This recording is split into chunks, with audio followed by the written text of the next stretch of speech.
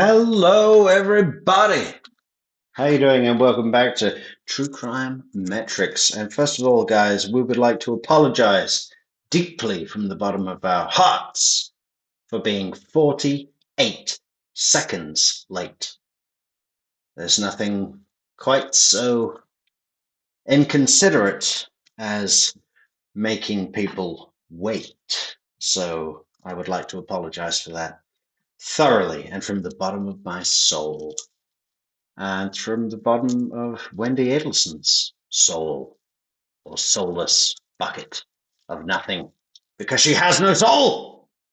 Look at that fucking cunt on screen right now. Excuse me, sorry. Yeah, no, we're going to be continuing our footage of the Magbanua big mess retrial, moving on with Sergeant Corbett. Sergeant Corbett, we're about to head into some factual based witnesses. You know, we've got Sergeant Corbett with the tower dump information. We've got the financial forensic examiner coming in soon to give us the records of Katie Magbanua's cash deposits, showing us that big spike around the point of the murder. The murder didn't happen. You deposited this amount of money. Then the murder did happen, and you deposited this amount of money, which was a lot bigger, 4 times the size, big spike in the timeline. So, we focused our attention there with the forensic financial examiner. What the hell, And I always love it when there's a client, when there's a defendant. The defense counsel is coming in saying, "Do you really think my client is so dumb as to put money in her own account and leave a paper trail? You really think that she's that dumb?" And it's like, well, yes, yes, she was that dumb, and now we're here looking at the evidence. What other explanation could there be other than you got that money from a source such as payment for a murder? But no, it's Charlie. Charlie's defense would say it's what was it? An extortion, something like that. I can't even remember what it was now. It's so bizarre. Who gives a fuck? Anyway, we're going to hide these puppies and go straight to this puppy. Hope you enjoy the show, guys. Welcome to the chat, everybody in chat. Where is the chat? Hello, and well done to Kaza T for being the first among equals and second to none in the chat this evening. Second place, VG, whatever that means. Sid Mountaineer, welcome, welcome, welcome. Mr. Pinto Peabody Sally, good to see you too. Adam, go no less. Go no less. Welcome, welcome, Adam. The two, our good friend from Banff, Everly Darling, of course, Lenny, Teresa, Afrin, Space. Oh, we have to announce our brand new moderator to the True Crime Metrix community, Afrin 17. Everybody give a good, big True Crime Metrix welcome to Afrin, the brand new moderator with a brand new wrench. Yeah, no, it's wonderful to have aboard. And also joining us very soon will be Acapella. Acapella, I know you're there. I've still got to give you your wrench, but I'm on the case. It's my first thing to do tomorrow morning. That's what I'm doing tomorrow morning. It's going to be give you your wrench and then breakfast, not the other way around. So rest assured, Acapella, that wrench is coming your way. And yeah, look forward to having you. Look forward to seeing you. Rayanne, good to see you too. Amy, hello. Spacey Dove, hello. Right, let's get on with Sergeant Corbett, guys. It might be a little dry. I'm a little bit concerned as we move into these evidence-only witnesses that there might not be that much to comment on. But we'll see. I think it's important that we stay committed to our cause. We go through the entire trial. I know that there are some key witnesses coming up from the state's case. We've got the owner of the bar, Fate or Faith. I think it's Fate. And also the owner of the comfort car rental that gave the Prius to Luis and Sigfredo. He's coming in as a witness. So these are important witnesses, guys. Don't be fooled. And we do need to state the cause and go all the way through the entire goddamn thing. That's what we're doing. That's the point of this exercise. So we can't stray for a moment. Cue tape, please. Please have a seat. Good morning. Good morning. Will you introduce yourself to the jury and spell your name for the court reporter, please? Certainly. My name is Christopher Corbitt. That's Corbitt, and I am a sergeant with the City of Tallahassee Police Department. Are you a sworn law enforcement officer, Sergeant Corbett? Yes, I am. How long have you been with Tallahassee Police Department? I have been with the Tallahassee Police Department for coming up on 27 years, and I have been a sworn law enforcement officer for almost 30. And what's your assignment there at TPD? I currently supervise the Technical Operations Unit, and that is a unit within the agency that is responsible for sort of all the high-tech or ways we use technology to assist in criminal investigations.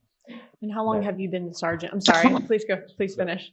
So the technical unit or technical operations unit is responsible for things such as computer and mobile device forensics, could be audio. Okay, so, as well as commenting on the criminal aspects and nature, the legal process and everything like that, I also like to comment on people's ties. Okay, and I'd say, Sergeant Corbett, please close your collar at the top.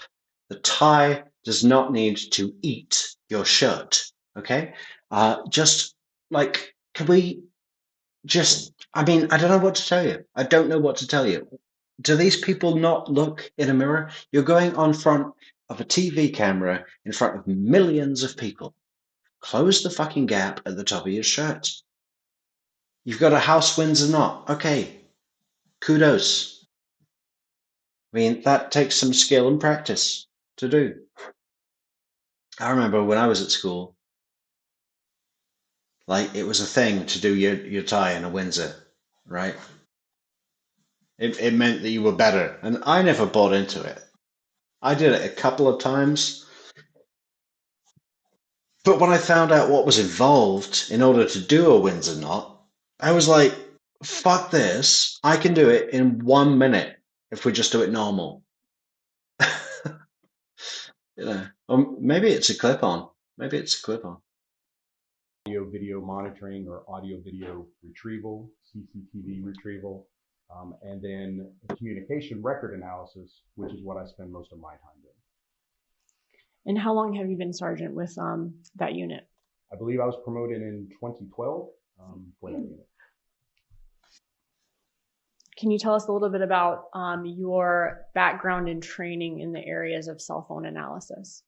Yes, I have over 1,480 some hours of general technical knowledge and training. I have almost 780 hours. Yeah, I've analyzed the cell phone of my wife around 1,400 times. Yeah, I found out a lot of stuff that I probably shouldn't have known, but we're okay. We're in counseling, and we're talking through it. I just remember that I just think about this poor guy's wife.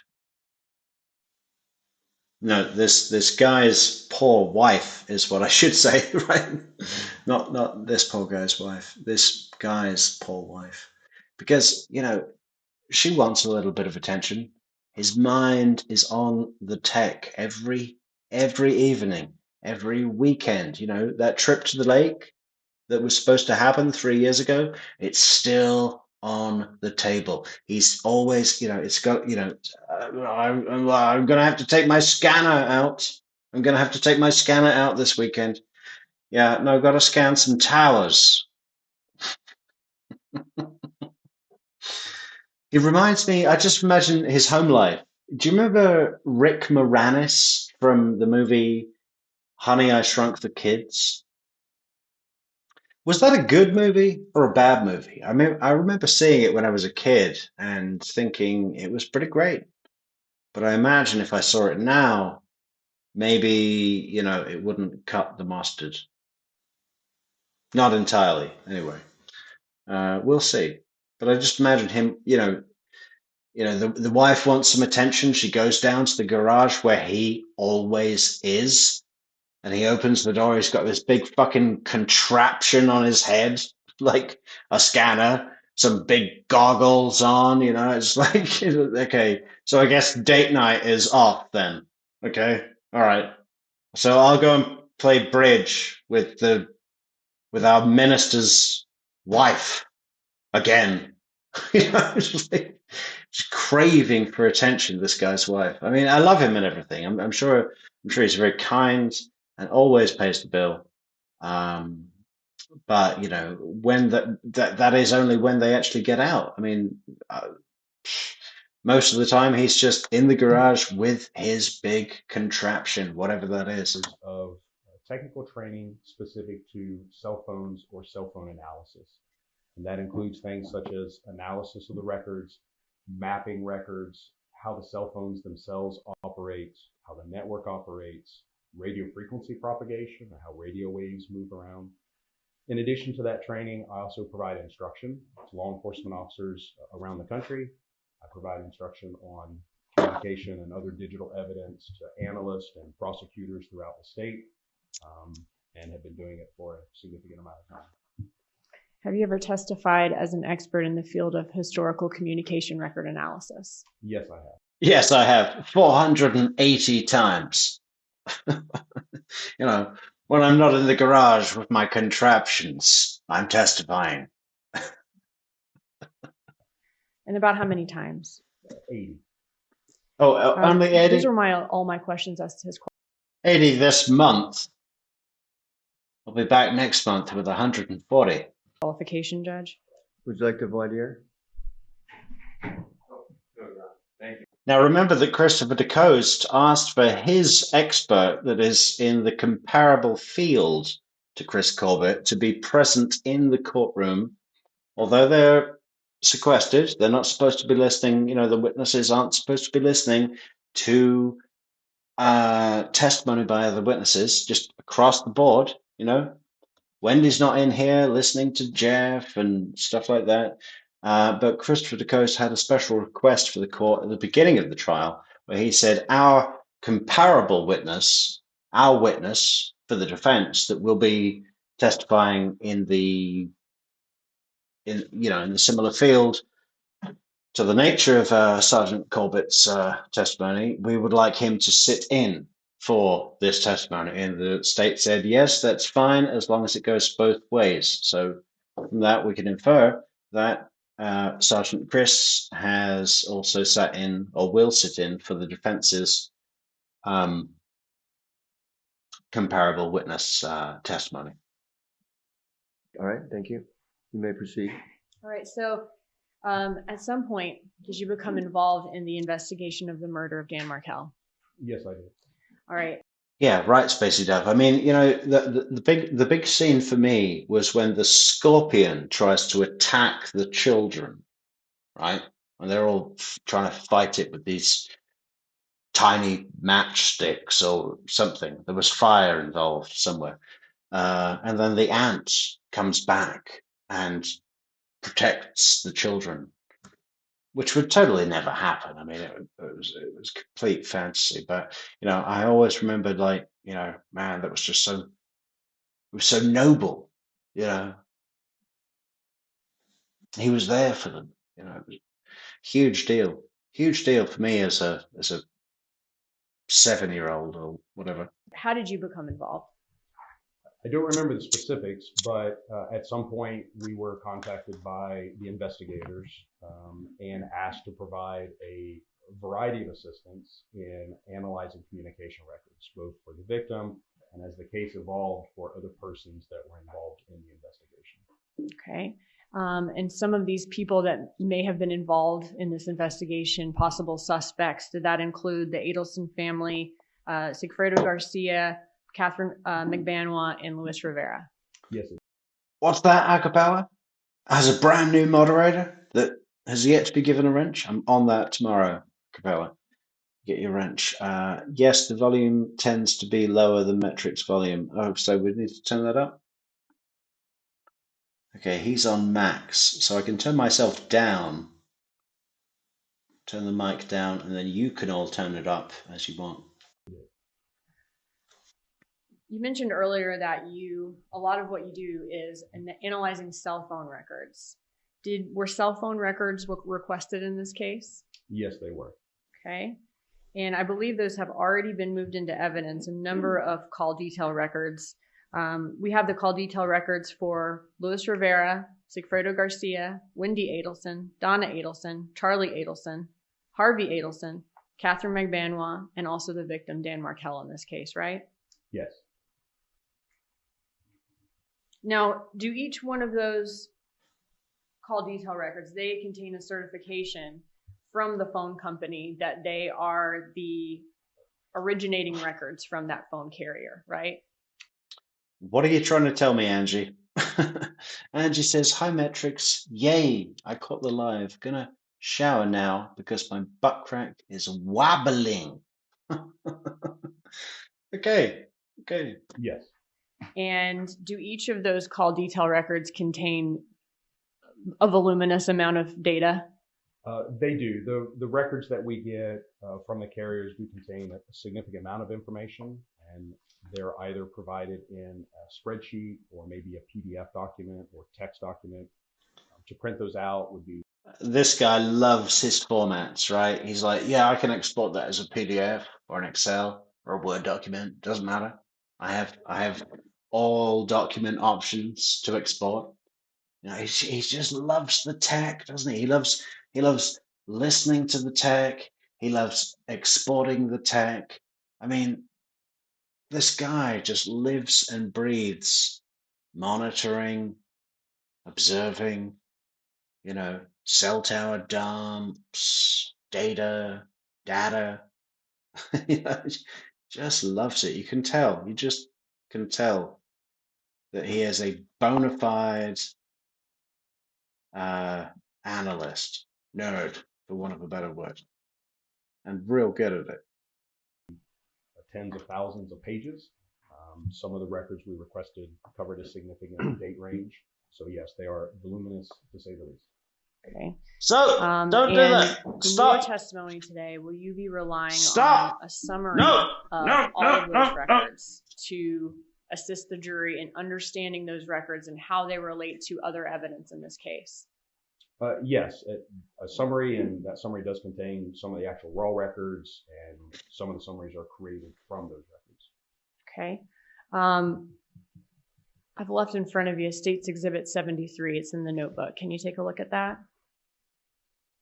Now, this notebook, is that a PDF copy of the summary that you created for this case?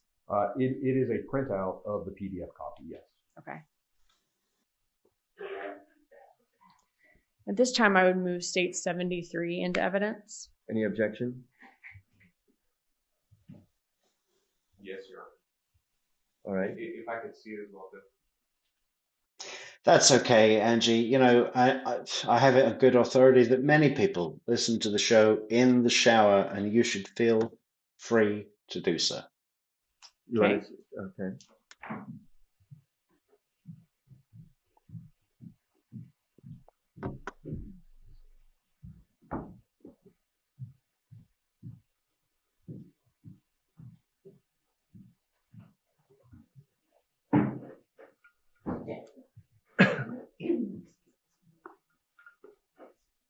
Wow, look at that. That's some classy water bottle, Sergeant Corbett. You know, how many years does he have to be on the force before they give him one of those? I mean, can we see that again?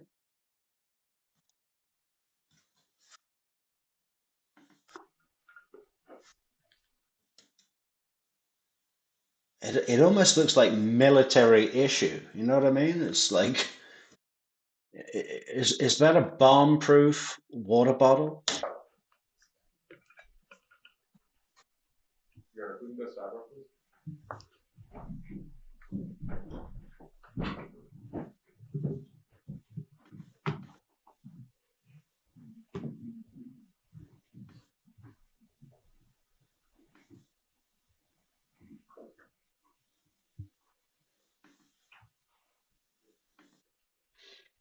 Hey, Tay.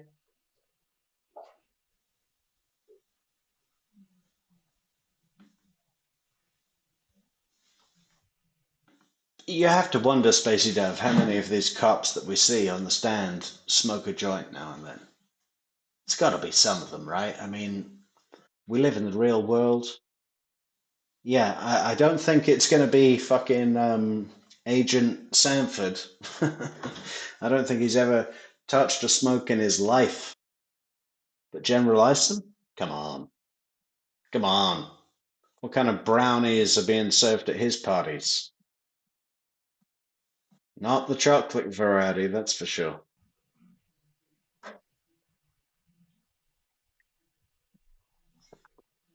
I mean, there might be chocolate involved. Surely is, right?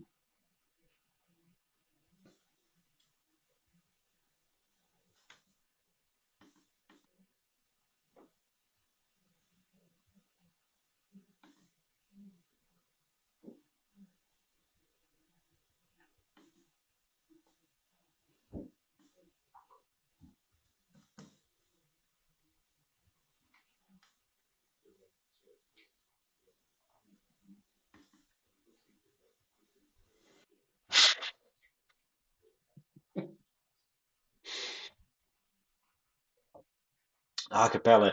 You rival Ian Uendo, who holds the crown for the funniest comments in chat ever. Like he said some real good ones. You know, I was listening to an old show today when we listened to Clarita Labredo, one of the employees from the Adelson Institute, and Ian Uendo's comment was that in the movie version she would be played by Jack Black.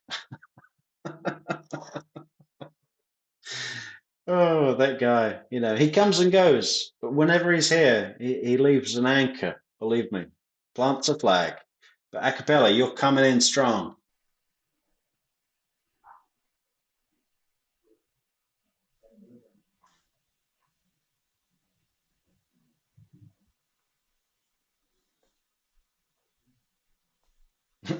Yeah, it's a little too late to adjust your tie, Sergeant Corbett.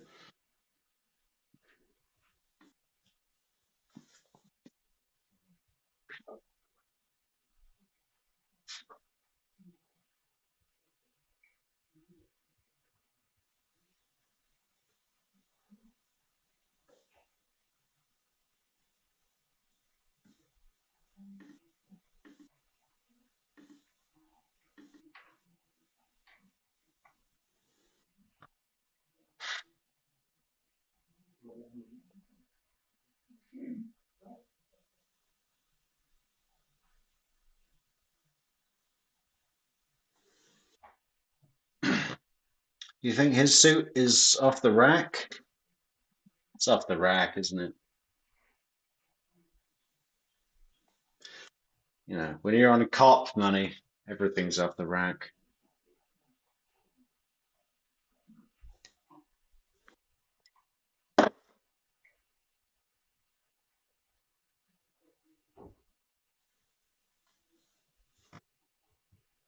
Who am I to talk? My suit hasn't come out the bag for 4 years. Might need an update soon.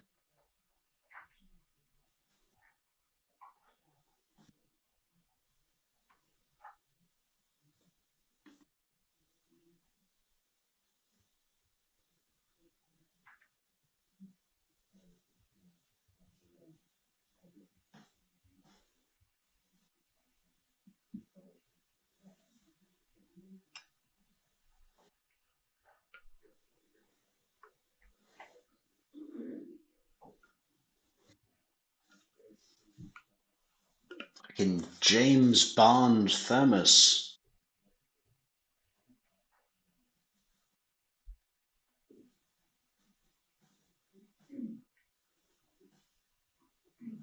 I don't know, Neville darling. I think this guy gets all his thrills from, you know, scanning towers.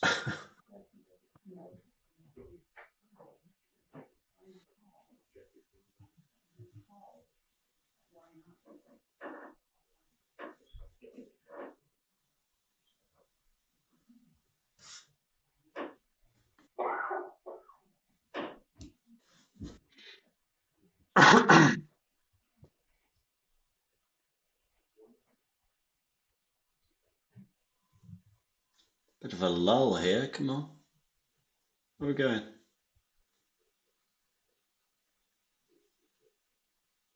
It's a sidebar, long sidebar. We can wait. We can wait.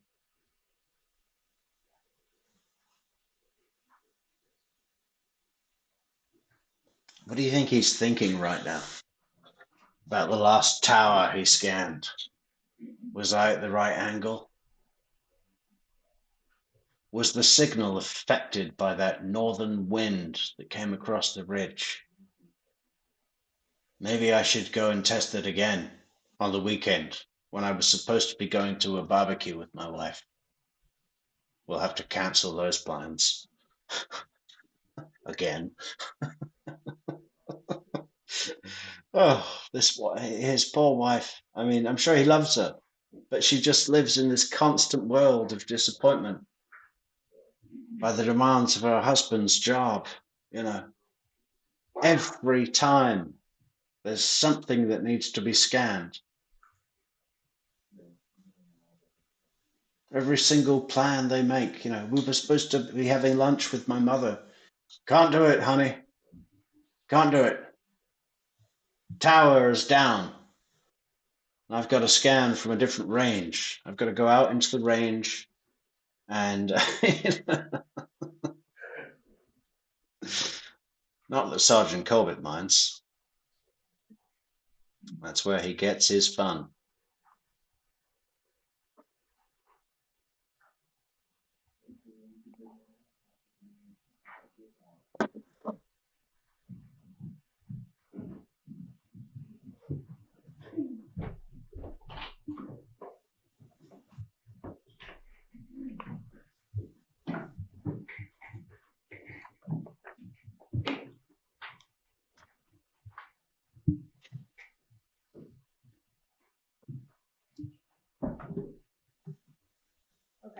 So, States Exhibit 73, this notebook. This is a PDF version of your summary that you're going to be showing us today via PowerPoint here in the courtroom. Well, a PDF is an electronic format. So the original presentation was done as a PowerPoint.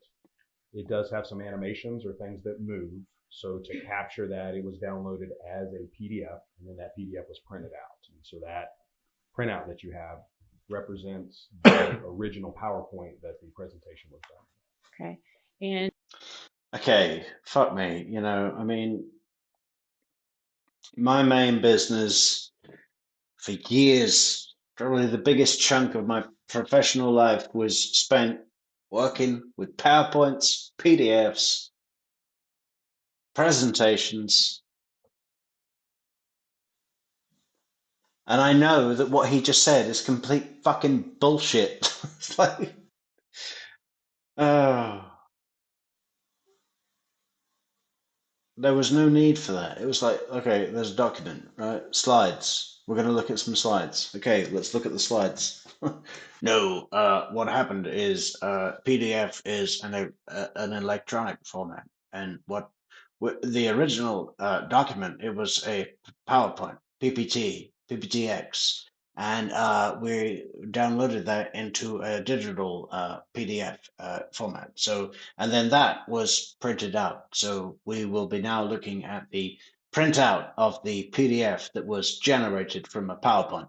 Okay, shut the fuck up. this summary, you are relying on to show us the locations, call patterns, who's calling each other, where everybody is throughout this case on the dates that are important for this investigation.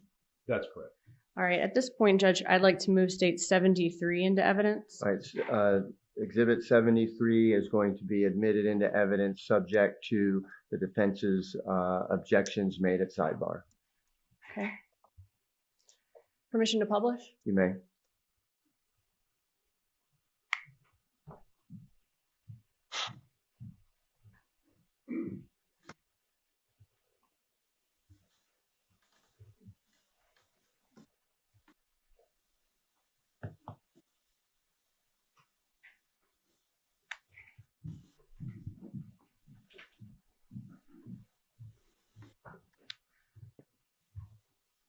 Okay, so first I want to talk a little bit about a witness that we heard from yesterday.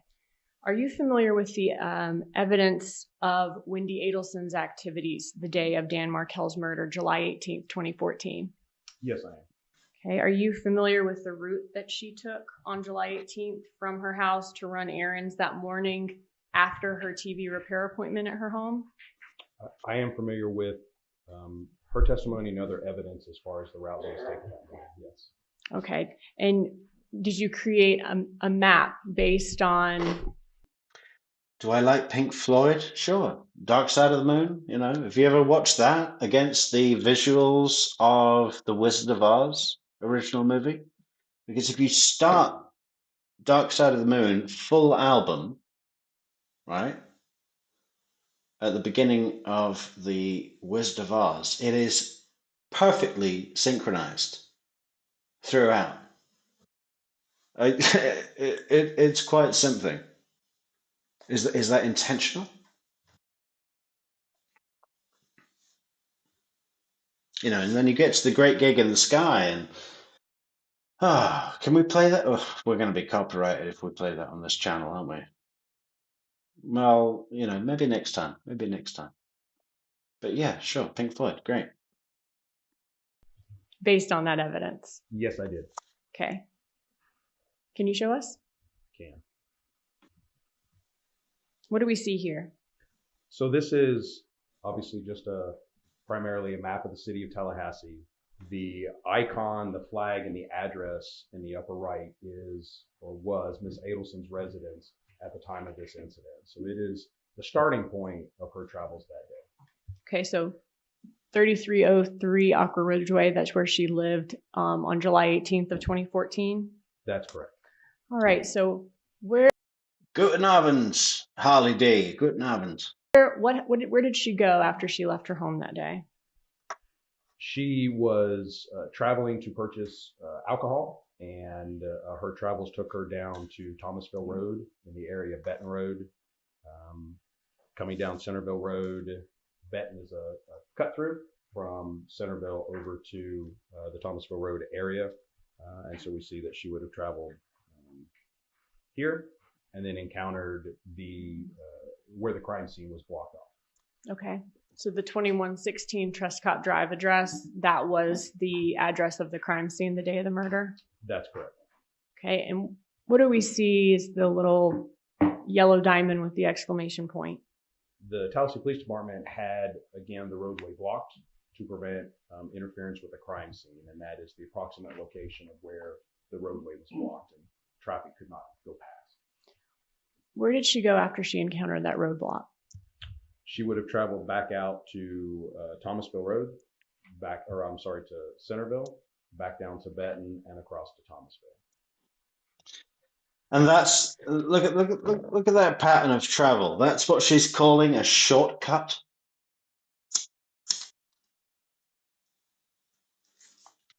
Could so easily just go down to Thomasville and then straight down south to ABC Liquors or any of the other 30 fucking booze stores that were around closer to her ultimate destination of Mosaic Restaurant.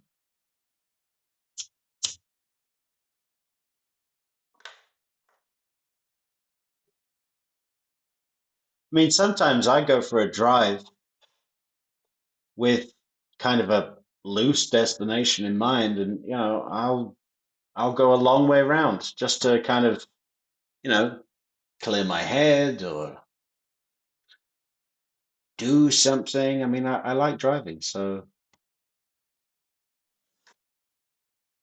it's not purely utilitarian for everybody, right? I mean, some people just go for a drive. Just, hey, I'm going to drive down here. You know, there's something about it that, you know, if your head is on a kind of autonomous activity, you think in a different way. If I need to think about something, if I need to think something through, sometimes I'll just go for a drive, and sometimes I'll drive 50, 60, 100 miles for no fucking reason. Just to think. So, I don't think that's what Wendi would do.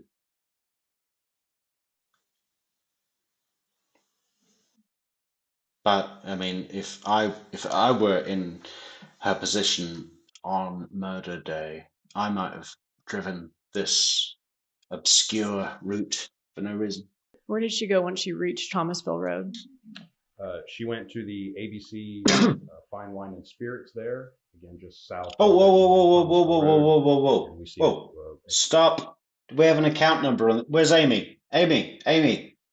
Do we have an account number on this page? We've got Visa ending 8650. Okay, we need to go to the picture of the beach because Wendy's credit card is pictured on that beach. And where's the beach? Wendi Adelson beach picture.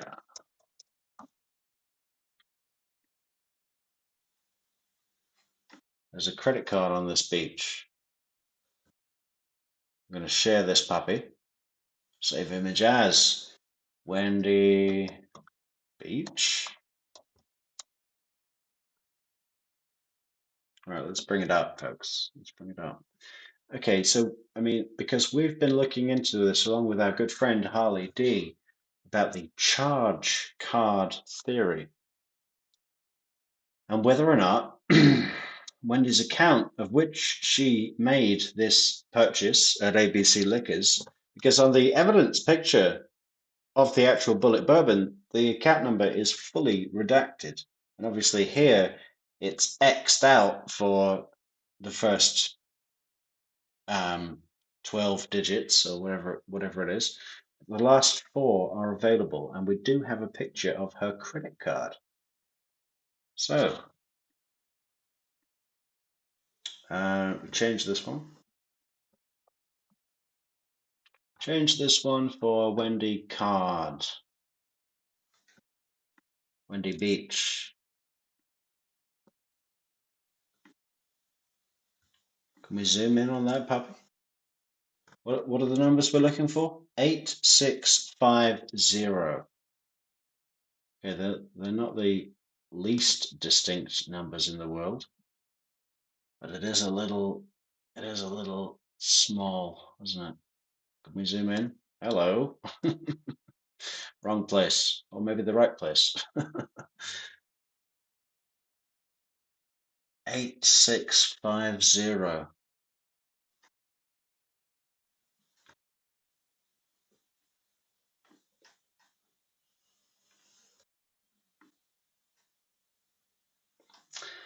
Well,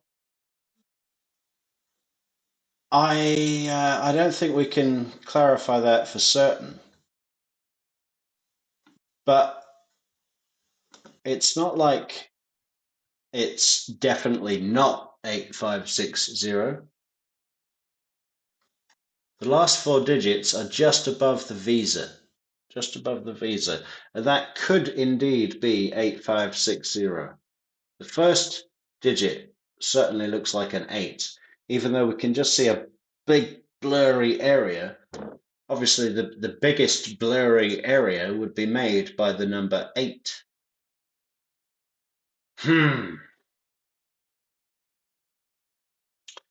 I would say that it's not inconsistent with being 85, what was it? 60. That could well be 8560. It's not, definitely not. If it were a 1 in the first digit, we would be able to see that and say, no, it's not 8560 because the first digit is obviously the number 1. That could be consistent with being 8560. Interesting. We're going to be coming back to that. Amy, take a note. We have the account number. I'm taking a screenshot right now. I'm going to save that puppy to desktop.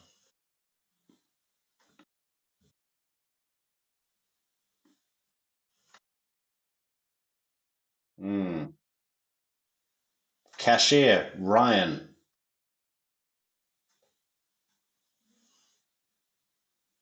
1249.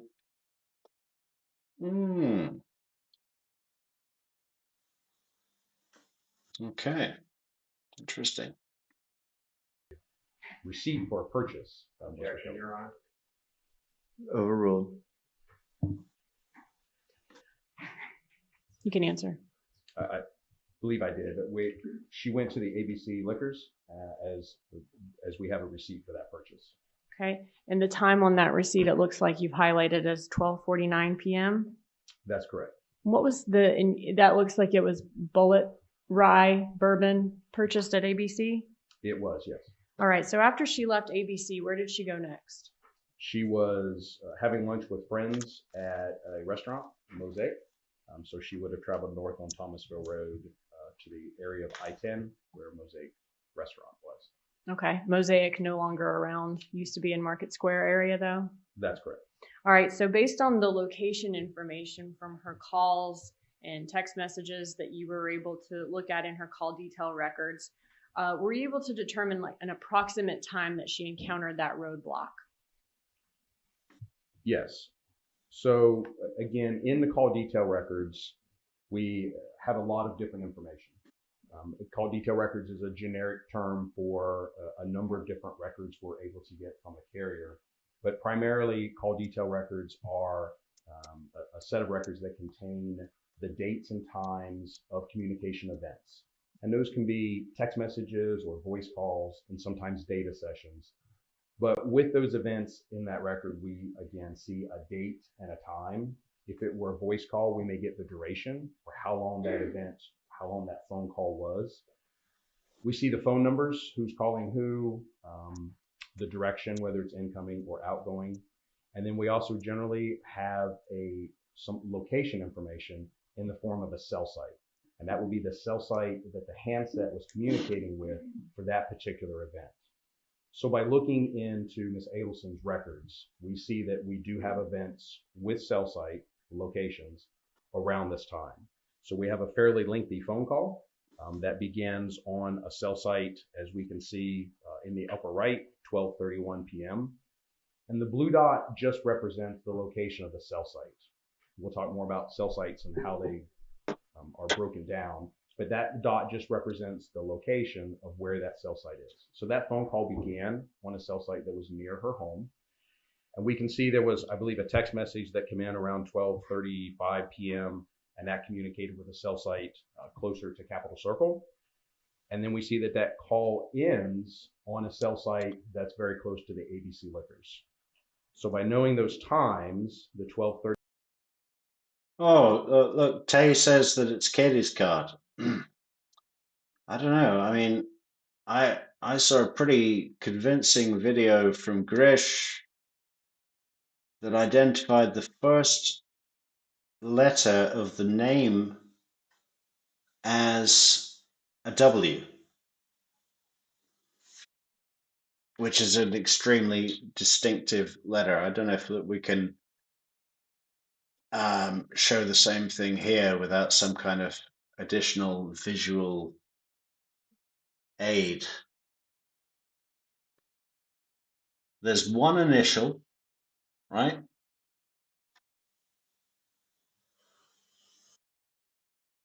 And the surname doesn't seem enough space to be Magbanua. Tay. But the first name might look a little too long to be 5 letters, Wendi.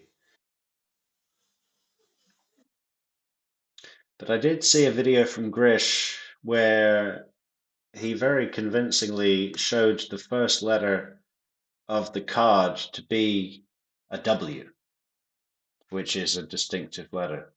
Should we play that video? Would Grish mind? Probably not.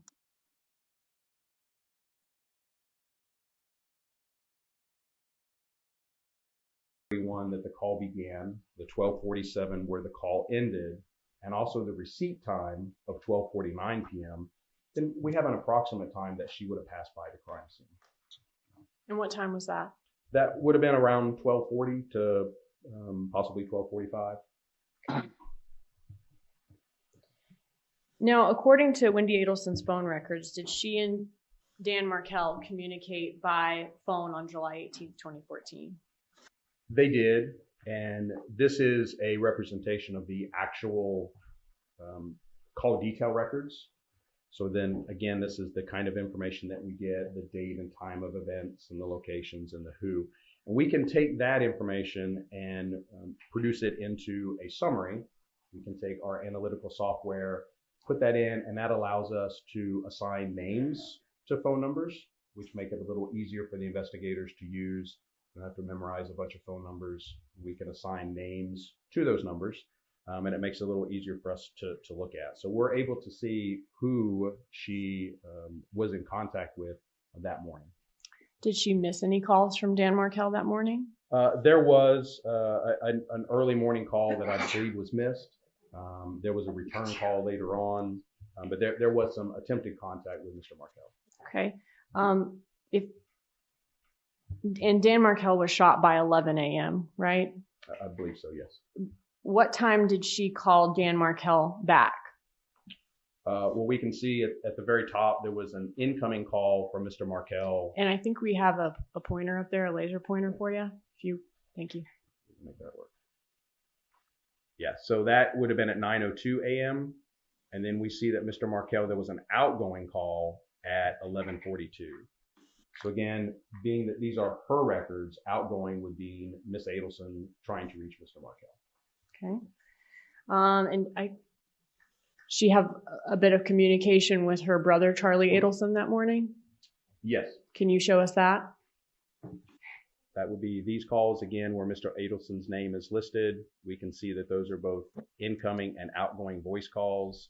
We see that one has a duration of a little over 18 minutes. So there was some Jill Jane, we're just working through the rest of the Catherine Magbanua trial. We're going in through Sergeant Corbett's testimony. He's got lots of information about the cell tower, information about where people's locations were that day, the nature of, well, maybe perhaps not the nature, the technical nature of the calls that were being made between parties that day. He's reporting on this because he's a fanatic about cellular communication, and that paints a forensic picture in and of its own making. So that's what we're looking at today. It's probably going to be a little dry, but we said that we're going to go through the whole Magbanua trial and retrial. I mean, we've just got to do it, because if we go through it all, there will be details.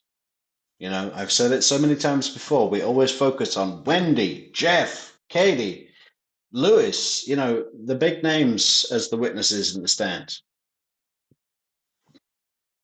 But these other witnesses, these data witnesses, they're important too. And they tell a story in and of their own making. I mean, who knows what we're going to learn here? Communication between them. Okay. And just to talk about the difference between the slide we saw before and this slide, on the slide we saw before, when you first get the call detail records and they're in that raw format, do you have to do conversions with the times?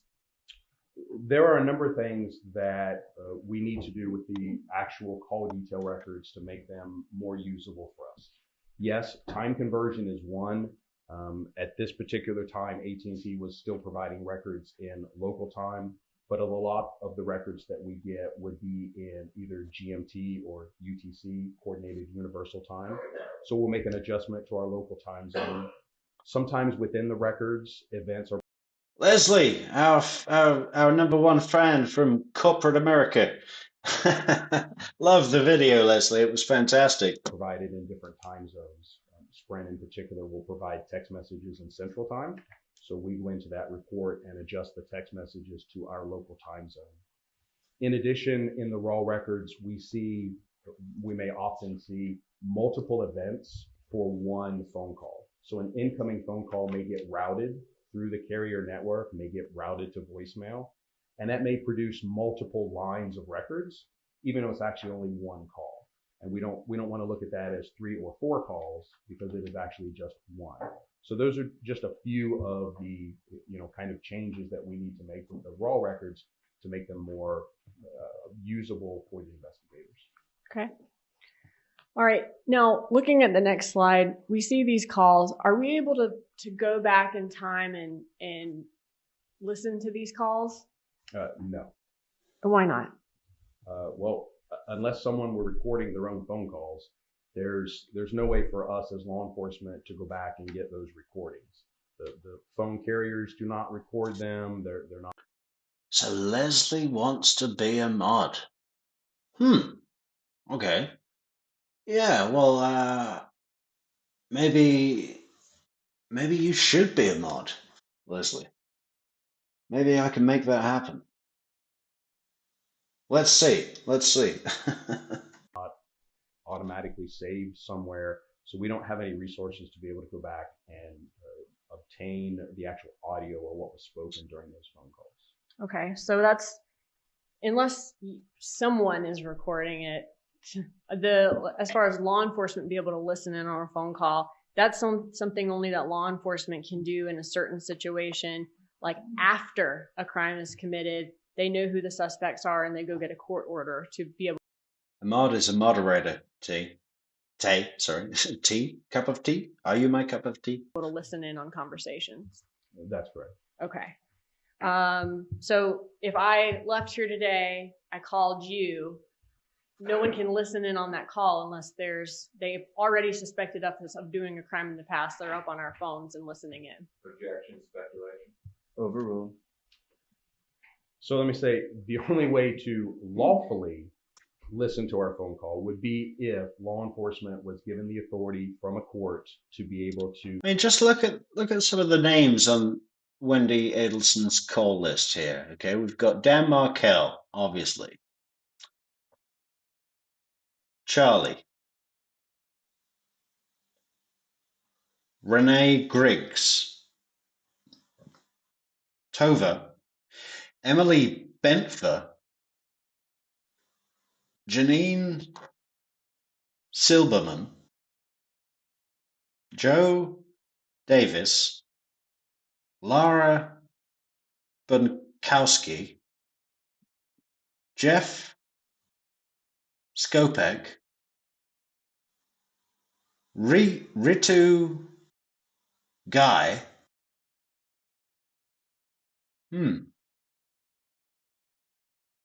A lot of calls to this Ritu. Intercept that phone call and listen. Okay. There may be other nefarious ways that someone could overhear or intercept our communication, but as far as law enforcement, a lawful court order would be the only way that we could do that. Right. And if there wasn't a court order in place in the summer of 2014, we can't go back retroactively and listen to these calls. That's correct. Okay. All right. So now, did Dan Markel have Wendi Adelson and his children the morning of July 18th? I'm sorry? Did Dan Markel have he and Wendi Adelson's children the morning of July 18th? Yes, he did. All right. And where did he take them that morning? They would have been taken to their school, Creative Preschool on West Tharp Street. Okay. Now, when she drove by Trescott Drive, she encountered the roadblock around, you said, 12:40. Did she attempt to call Dan Markel or her children? She did not. Okay. And you're looking at this call detail summary to be able to see that? Yes. So these would be all of the phone calls in the afternoon or from the time period that she would have passed or before that. Michelle, I have a question about my conditioner. Now, I've been using. I hope this doesn't offend anyone in chat to bring it to a salon orientated question, but I have a question about my conditioner. I've been using something with an ingredient called honey milk, and I'm not convinced that I should wash it all out before getting out of the shower. Should I leave a little bit in, like, if I put conditioner on and then, kind of rinse it a little, but kind of leave a little bit in, is that a good idea, or will that ultimately cause problems down the line? If you could answer my salon orientated question, Michelle, I would be greatly appreciative of that. Past the crime scene through that afternoon, and there were no other calls to Mr. Markel. Okay. Did she call her children's daycare, creative preschool, to see if they had made it to school? She did not. Did she attempt to call 911 looking at her call detail records? From the call detail records, no. Law enforcement of any kind? No. Okay. Now, in the couple of hours after she encountered that roadblock, I see here we've got from up on the screen now from 11:45 down to 3:17. Was she in contact with anyone in the Adelson family or anyone associated with this case during that time? She was not, that I'm aware of. Okay. Now, are you familiar with the area of Thomasville Road and I-10 where Mosaic used to be? I am, yes. Were there any liquor stores in that area back in July of 2014? There were, yes. And what were those stores? There was Market Square Liquors, Publix Liquors. There's an ABC a little further north on Thomasville Road as well. Okay. And did you create a map based on those store locations, and then is that what you have next? Okay. It is. Can you show us that? I can. So again, the starting point being Miss Adelson's residence, and her ultimate destination being Mosaic, we can kind of look at maybe some alternate routes that she may have been able to take to get there. And certainly what appears to be a shorter route would to be go, directly across to Mosaic. We did talk about the other liquor stores, Publix, Market Square, and ABC, which again, all appear to be closer to her destination than that ABC on Thomasville Road. So the dotted line there represents a route that she could have taken to get to those liquor stores that were closer to Mosaic? That's correct. All right. And what route did she actually take to get to ABC and then Mosaic? Look at the difference of that. So the red dotted line is the shortest route possible, and the purple line is the route she actually took. No, I went down Trescott for the shortcut. Wendi, you are a trip. And this is the Centerville, Trescott, back to Centerville, Thomasville, and back north. And the purple line there is based on the mapping from her call detail records? The purple line is based on the information about her travels from her testimony and other evidence that tells us where she went. The timing came from the call detail records. Okay. And how much longer is the route that she actually took, which took her by the Trescott Drive residence of Dan Markel, compared to the route she could have taken? Well, timing, of course, depends on a lot of things, traffic and other, but I don't even know how to define that, Michelle. I mean, my hair is curly. I think I'm about 7% African American. So yeah, it's a little curly. But yeah, as far as texture, I really don't know how to define that. I mean, it's not straight hair for sure. But as far as coarse, I don't even know what that would mean. But yeah, no, I think trial and error. I think through trial and error, I've learnt myself that it's best just to leave a little bit in. So yeah, no, it's good. Just good to have your backup, Michelle, as a professional. Yeah, no, appreciate it. Thanks for the opinion. in general, we can see that the shortest route is just over 3.5 miles. The longest route is just under 9.5. So it's obviously a longer trip. All right. Now switching gears here, can you walk us through where Dan Markel went the morning that he was murdered based on his call detail records? Yes, again, we know that Mr. Markel was at his residence in the morning, that he did take the children to Creative Preschool, and then ultimately went to Premier Health and Fitness to work out prior to returning home. Did TPD believe that whoever shot Dan Markel was at some of those same locations that morning, or at least one of the same locations? We certainly believe that it was possible or likely that he was being surveilled or followed as he traveled around that morning. Yes. Okay. And at this, y'all had seen the surveillance images of the Prius at Premier Gym. That's correct. Okay. How were y'all able to identify or to try to identify who was in that Prius using the cell phone records? Well, one of the techniques that we have is what is commonly known as a tower dump. And what we're able to do when we have multiple locations like that, his home, the preschool, and Premier Health and Fitness, and we have approximate times. So we know about when he left home, we know about when he got to Creative, and we know about the time that he arrived and departed Premier Health and Fitness. So we're able to serve a legal demand to the carriers and ask for any events that were processed through the cell sites that would service those three locations, his home, the preschool, and the gym. And then what we're looking for there is assuming that they actually had events, made or received phone calls, text messages, or data sessions, then the only numbers that we would see that were common to those three different locations and those time frames would be handsets that were traveling with Mr. Markel. So that's what we attempted to do. Okay. And what is a cell site? A cell site is commonly known as a cell tower. You'll hear me say site because it's not always a tower, but it is antennas and infrastructure that allows a cell phone to wirelessly communicate with that cell site to complete your phone calls and your text messages. We have a number of cell sites around town. Each carrier has their own infrastructure or their own cell sites. And again, as I say site, may be mounted to the side of a building or a water tower or even in a ceiling inside of a building. But there are a number of locations that have the cellular infrastructure to allow us to complete phone calls. Okay. So do we have any cell sites here on, what does your map show right now? We do. This is just kind of an example of what we're looking at. With each location, we would look at a radius around that location and determine what cell sites might service that location. We see we have 2 cell sites here with T-Mobile that my belief would service the Premier Health and Fitness.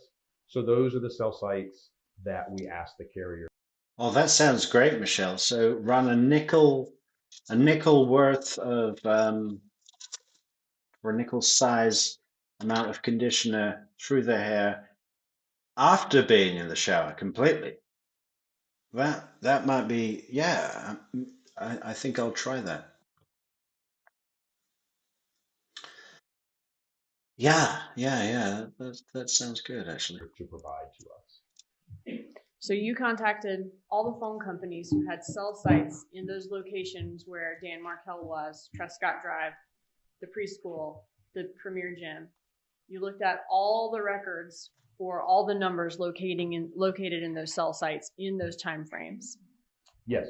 Okay, meaning the time frames that he would have been there. Yes. All right. Which companies did you get records from? We obtained records from AT&T, Verizon Wireless, Sprint, and T-Mobile.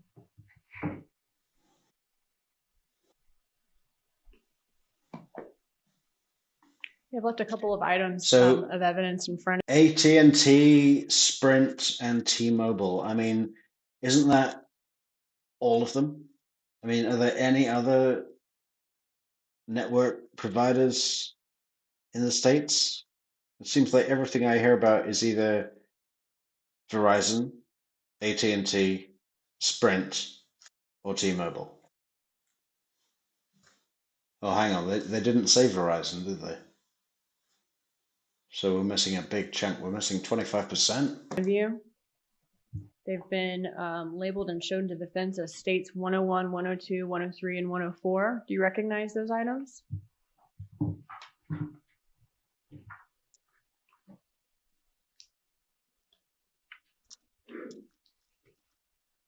I do, yes.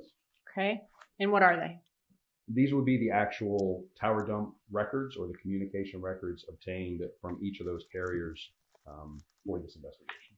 And I think you told us this before, but when you get these records, do they contain a certificate of authenticity from the carrier, letting you know that they are originating from that carrier, they're a business record from that company? They do, yes. Okay, and did all four carriers provide that in this case? Yes, they do. At this time, I'd move 101 through 104 into evidence as a business record. Any objection? Yep.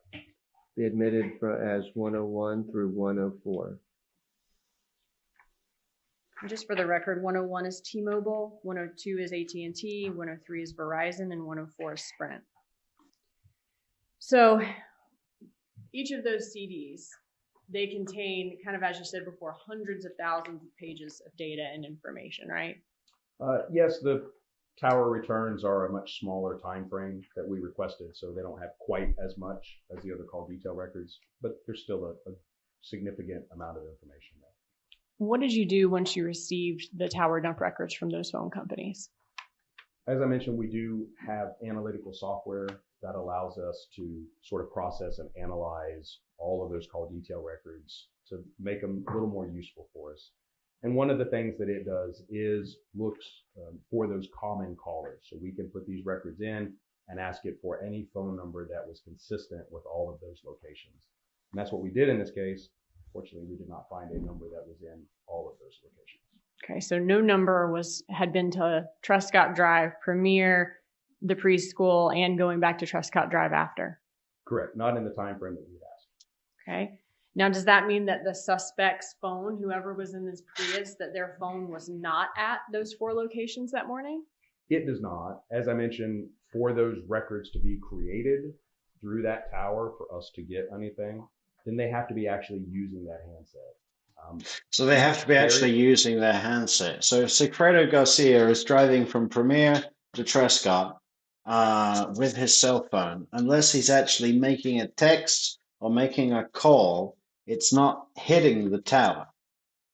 It's not registering. You know, it's not a constant tracking thing of where, unless there's some activity going on. Maybe he doesn't need to be making a call or sending a text, but, you know,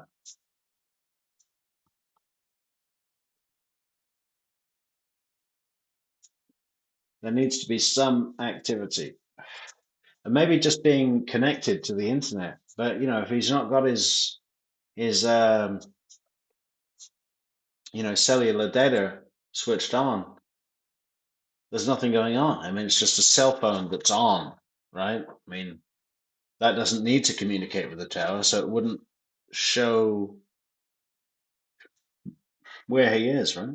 Is able to give us slightly different information as far as the specificity or details.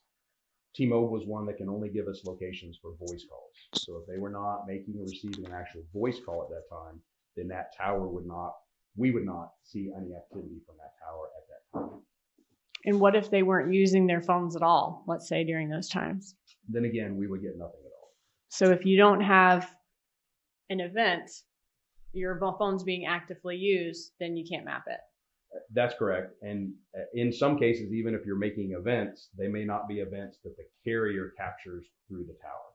So we definitely need that activity for us to see those records. Okay. Now, since we couldn't find a number with common events for all four of those locations, what did you do next? Well, what we got back was, again, a list of all the phone numbers that had events or were present in those cell sites during those times. So in essence, that's just a list of unique phone numbers. In addition, we had a significant number of call detail records from all the subjects involved in the investigation. It could be the Adelsons, the victim, a number of people that we already had records for. So again, those are also a list of phone numbers calling one another.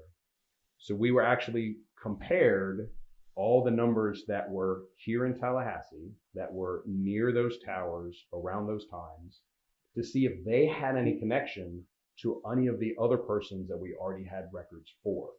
Did anyone's phone number that was here have communication with someone that was involved in our investigation? Okay. And the people we had the call details records for were the ones I went over before, all possible suspects, and then also Dan Markel, the victim? That's correct. Well, I guess at that point, it was just the Adelson family and Dan Markel, the victim. Yes, and I don't remember exactly when this particular analysis was done or what all records we had at that time, but we only found one commonality. Okay.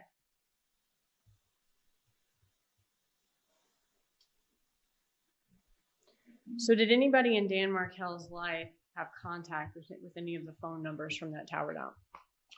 We did find this 786 number that was present in the tower dump was also present in Harvey Adelson's call detail records. Okay. When was that event? Okay, so I'm sorry, go back. Who is this and what is that next to him? So this is Harvey Adelson, and those are, again, an image of the actual call detail records that we obtained from AT&T. So this is kind of like a picture of his call detail records. It is, yes. Now, when did that contact with the number that was in the tower dump have contact with Harvey Adelson's cell phone? So that was on July 1st of 2014. We can see that that was at 5:20 p.m. This is another situation I mentioned earlier where it appears that we have three different events here, but it is just one. It's one incoming phone call that was routed to voicemail. Okay. So about, I guess, 17 days before the murder, a Miami number that was communicating with a cell site here in Tallahassee on the day of the murder that Dan Markel was at. And which cell site was it? That was the cell site around Premier Health and Fitness. Okay. About 17 days before that, that number had a contact in the call detail. Thank you so much, Pinto, for the 3 coffees on buymeacoffee.com. Pinto says, thank you, everybody, for your hard work and all the mods. Frank, TCM. Thank you so much, Pinto. And Sally. Mwah. Records with Harvey Adelson's cell phone. That's correct. Were you able to identify who, well, let me ask you first. What are you able to tell about this contact between the Miami number and Harvey Adelson's cell phone? What does AT&T mean? American Telecom and what? What does it mean? Come on, tell me. Again, with AT&T, some of the things that we see is both a seizure time and a duration. So how long did the phone ring? And then how long was the phone actually connected? Did the call connect? And then we may see an indication of routing or where that phone call was sent. So in these records, what we see is that the phone did ring for several seconds and was then routed to voicemail. It indicates that the phone was actually connected for 37 seconds once that ringing stopped. So that's the potential for a 37-second voicemail. Okay, so you can tell from the records that this call, it was routed to voicemail. That's correct. And then there is a several second duration after it reaches voicemail where either someone could have been breathing on the voicemail or leaving a message. Again, I have no idea what was said or not said or left or not left, but there was a 37-second duration that this was connected to voicemail. Okay. And were you able to identify who that 786 number that left a voicemail to Harvey Adelson on July 1st, who that number belonged to? Yes, that number was associated with Mr. Garcia. Now, did a witness in this case explain why Garcia left a voicemail on Harvey Adelson's cell phone? And What another witness said. if we can approach, he's trying to explain another reason why he knew this as a voicemail, and he's an expert. That's hearsay. A cappella, you have just been gifted your wrench, I believe. You should have a wrench icon on the YouTube comments now, along with moderator capabilities. And I'll add you to the back office channel on Discord with all the other moderators momentarily. You can't. Welcome to the Commenting team. on Welcome another to the witness's team. testimony is going to be hearsay. So that's sustained. Yes, sir. Can you tell me what the person's name was that provided an explanation for that voicemail? That was Miss Yendra Mascara. Yendra Mascara? I believe, yes. Okay. Now, were you able to obtain, and now that voicemail was the only contact that you were able to find in any of these records from that number, Sigfredo Garcia, to anyone in the Adelson family, right? That's correct. Okay. Were you able to obtain historical call detail records for Sigfredo Garcia's phone? Some, yes. Okay, can you tell me about that? Certainly. So this account or this phone number was being serviced by Metro PCS, which at the time was being taken over by T-Mobile or purchased by T-Mobile. We did send a number of legal demands, and we were able to get. What do we think about the photograph of this guy? I mean, I don't think I'd want to employ him, to be honest. I mean, what could he do for me? Not you, Acapella. I'm talking about Sigfredo Garcia. What could Sigfredo do for Metrix? Maybe send him round to the house of other content creators to threaten them with a metal bar or some kind of bat. Yeah, I guess he could do that.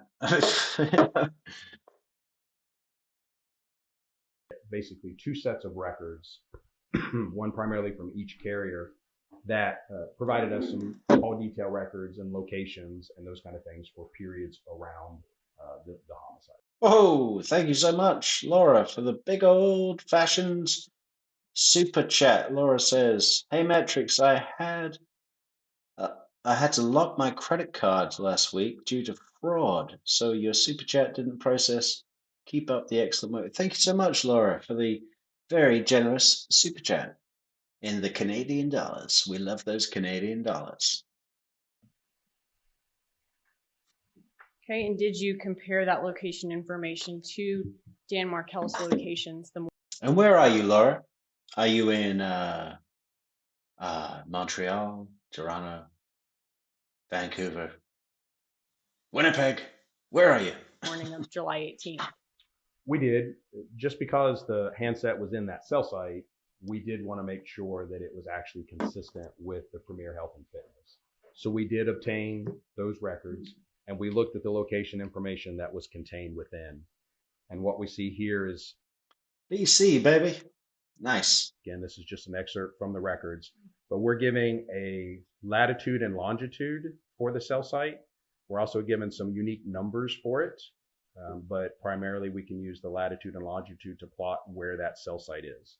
So again, we can see that these 2 events, 9:36 and 9:58 a.m., that handset is communicating with a cell site there at I-10 and Thomasville Road that is obviously close to the Premier Health and Fitness Center. And so the 9:36 and 9:58 a.m. that we see plotted on the map there, down at the bottom, where we see Garcia's cell site locations, is that showing that that yellow dot shows the time that he is communicating with that cell site? That's correct. Okay. So he's on the phone from 9:36 to 9:58 a.m. I mean, that's what, 22 minutes. It's quite a lengthy call, no? I mean, you'd think these guys would keep it to a minimum, But they didn't.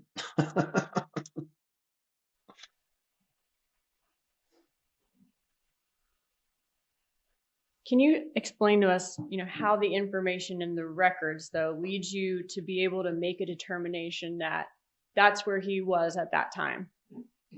Well, again, the call detail records contain location information for us, and that is either a unique numerical identifier. Michelle, BC is British Columbia. It's not a person, it's a place.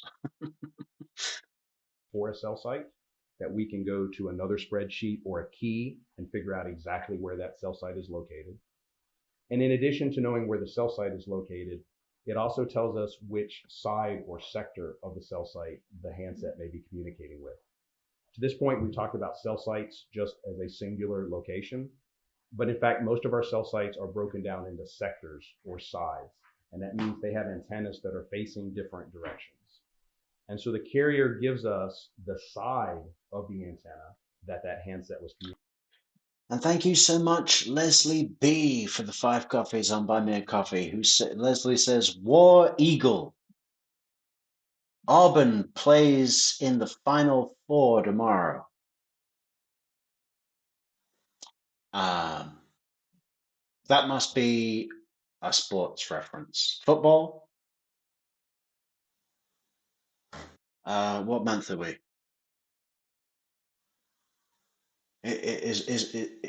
Okay, someone let me know what that means. War Eagle, Auburn plays in the Final Four tomorrow. And excuse my ignorance. Thank you, Leslie. So we can kind of take that general area around the cell site and narrow it down to something more when we look at the actual sector or side the handset was communicating with. And then it's a matter of including basketball. Okay. Thank you, Leslie. Basketball. Yeah. Sorry, I just don't know. I've never once even seen a game of basketball. We used to play basketball in school, but in England, which doesn't even make any sense. Like, yeah. But I like it, throwing the ball into the hoop and blocking the other team from throwing the ball into the hoop. I mean, it's a lot of fun. Locations. Historical cell site analysis that I do includes being given an address, in this case, the Premier Health and Fitness, and ask if that location is consistent with being serviced by that particular cell site and sector. Meaning if I were standing in the parking lot. Hey, Dina, how you doing? Listen, Dina, a question for you. What do you think about Sergeant Corbett's hair? Do you think it's appropriate, inappropriate, permissible? I mean, if you had to design a cop that specialized in looking at cell tower information, are you happy with this guy's hair? Let's see if we can get a picture of him. As soon as we get off these maps, I'm sure he'll be back on the stand, and we can discuss what Sergeant Corbett should or shouldn't do with his hair. Could my phone use that particular cell site and that particular sector? And did you have some sectors here? We did, yes. So most of our cell sites are divided into 3 sectors. They're not always oriented north, southeast, southwest. We do get the orientation from the carrier, so we know which way they're turned. But in this case, the cell site that we're speaking about did have 3 sides.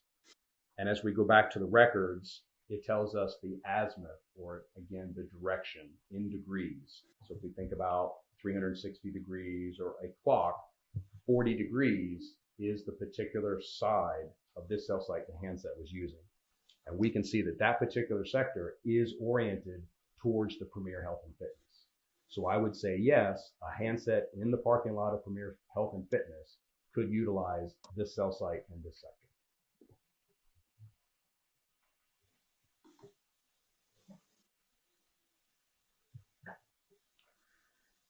Did Sigfredo Garcia have any events around the actual time of the murder? He did not. What about earlier that morning? There were some other events. I believe that these two. So I'm just learning about basketball now. The Auburn Tigers are from Alabama. Is that correct? Are you from Alabama, Leslie? Lee County. Pat Dye Field. No, this is football. This is football. Sorry, I got this completely wrong. Okay. Okay. Well, I'll leave it to you. I'll leave it to you guys to sort out. Are certainly the closest that we have to the actual incident. Okay.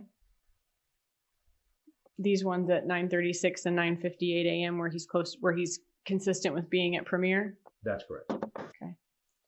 And when I say consistent with being at the Premiere, that's kind of his location here at that time. That's the language that you use to show that his location is consistent with him being at Premiere and using that cell tower that services that location. That's correct. I cannot say exactly where a handset is. With the records that we have and that information, there is no way for me to say with certainty that that handset was in the parking lot of Premier Health and Fitness. The coverage area of the cell site can be relatively large. It's largely dependent upon neighboring cell sites and the distance to those other cell sites. So everything that I talk about is inclusion and exclusion. Yes, Premier Health and Fitness is included in the coverage area of this cell site, and it would be consistent with his handset being there. Okay.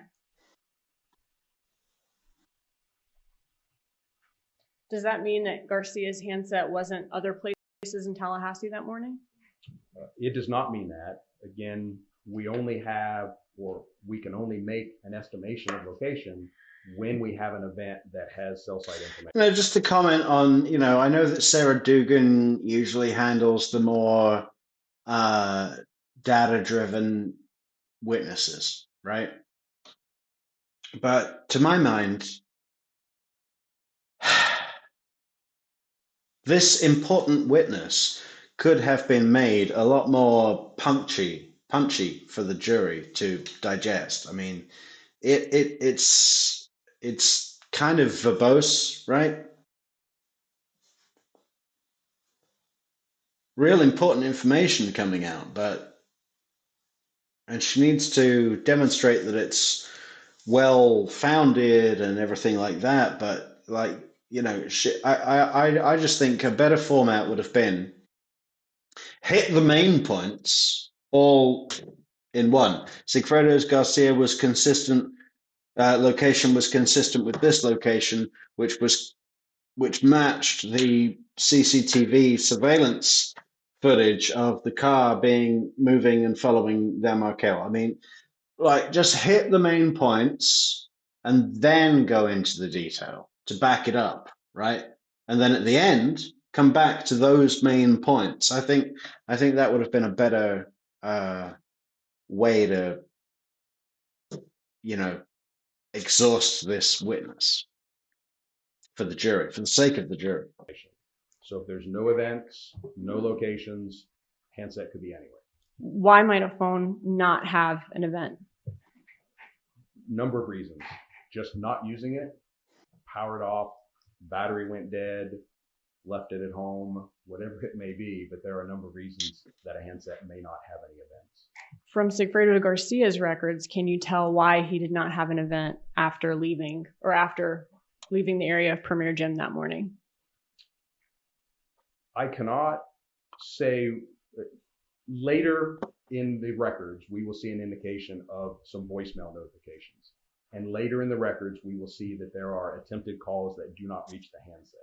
And that is an indication to me that at some point, the handset maybe was turned off, battery went dead, left the network, but for whatever reason, these attempted phone calls did not reach the handset.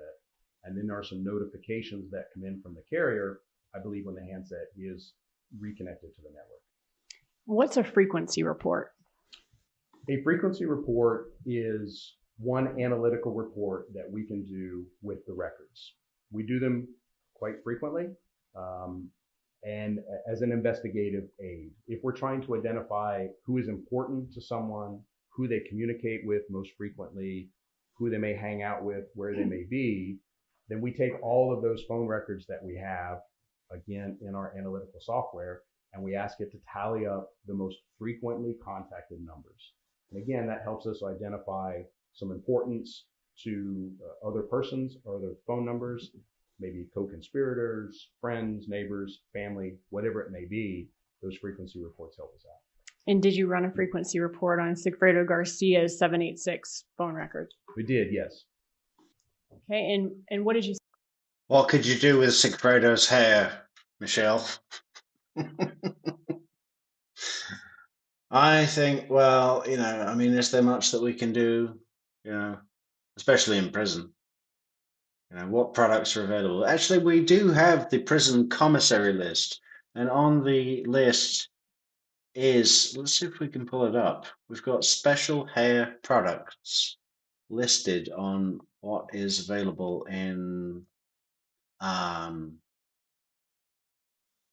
okay, what do I search for? Tallahassee commissary list.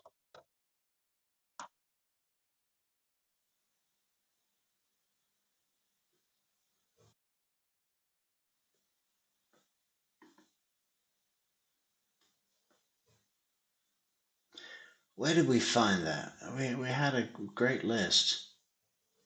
What's this? All right, we're going to come back to that later. See.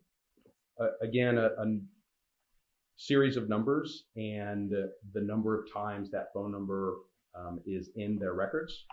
And what we saw that the top number was this 786-564-1312.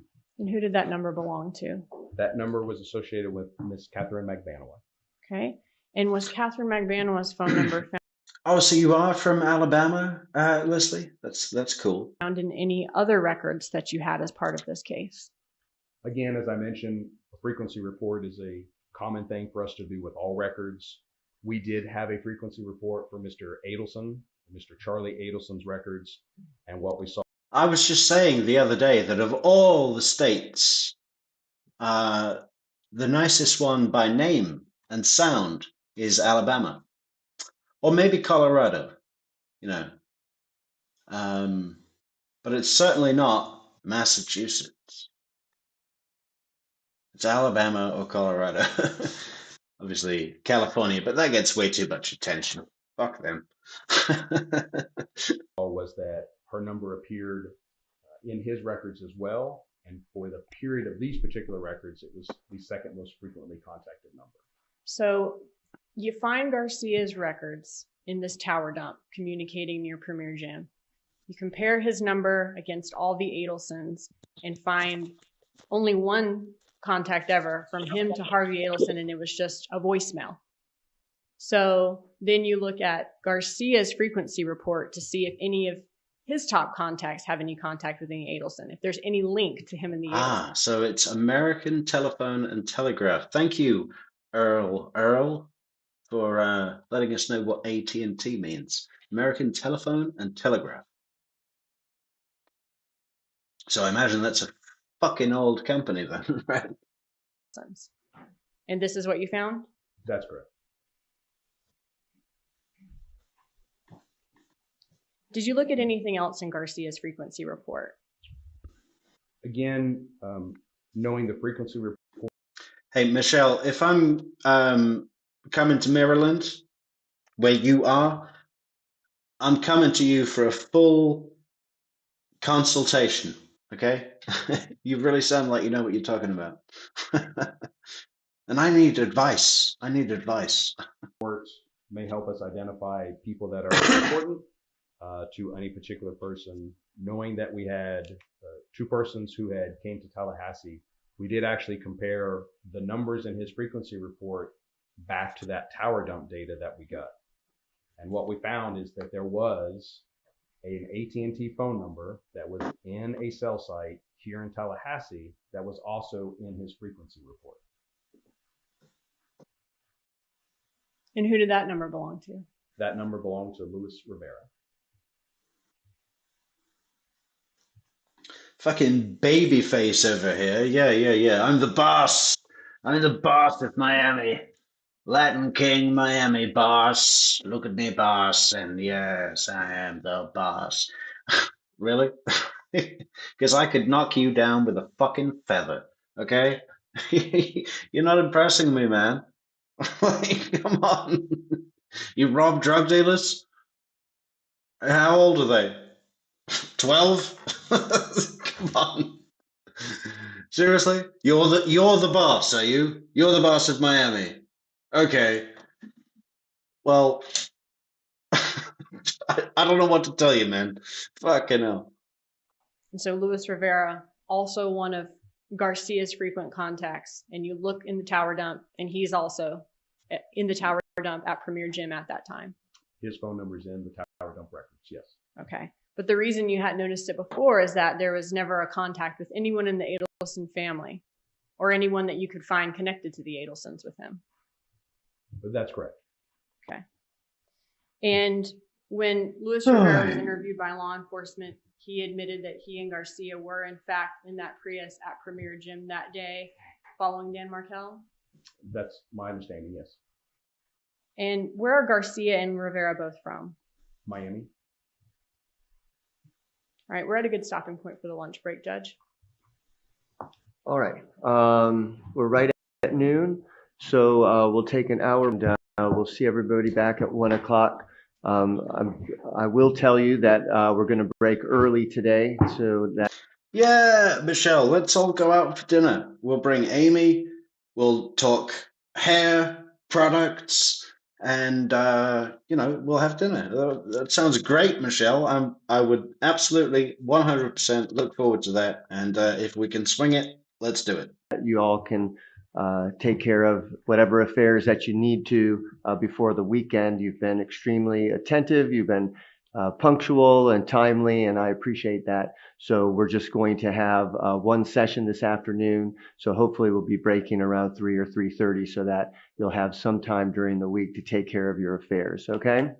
All right. So please remember, no discussions amongst yourselves or with anyone else, no searching on the internet or any news stories, and we'll see everybody back at 1 o'clock. Okay? Thank you.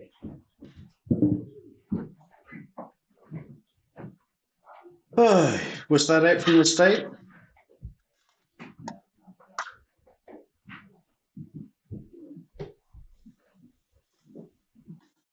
Hey, Catherine Magbanua, how come you look like a dumpling?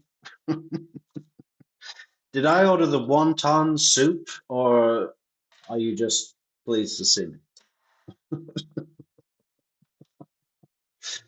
How's that present diet, Cat?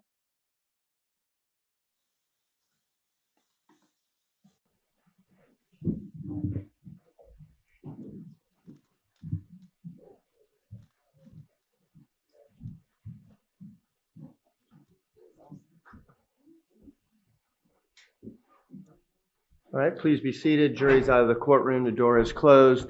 So please keep in mind that I've informed them that we will have an early break. They have their lives, and I know that they seemed very appreciative of that. Looked like a number of them had some things that they need to get taken care of during the work week, and so we need to be cognizant of that. Okay, we'll break now for an hour, and we'll see everybody back in the courtroom at 1 o'clock. We'll be in recess. Thank you. Man, an hour is not that much, is it really? For lunch?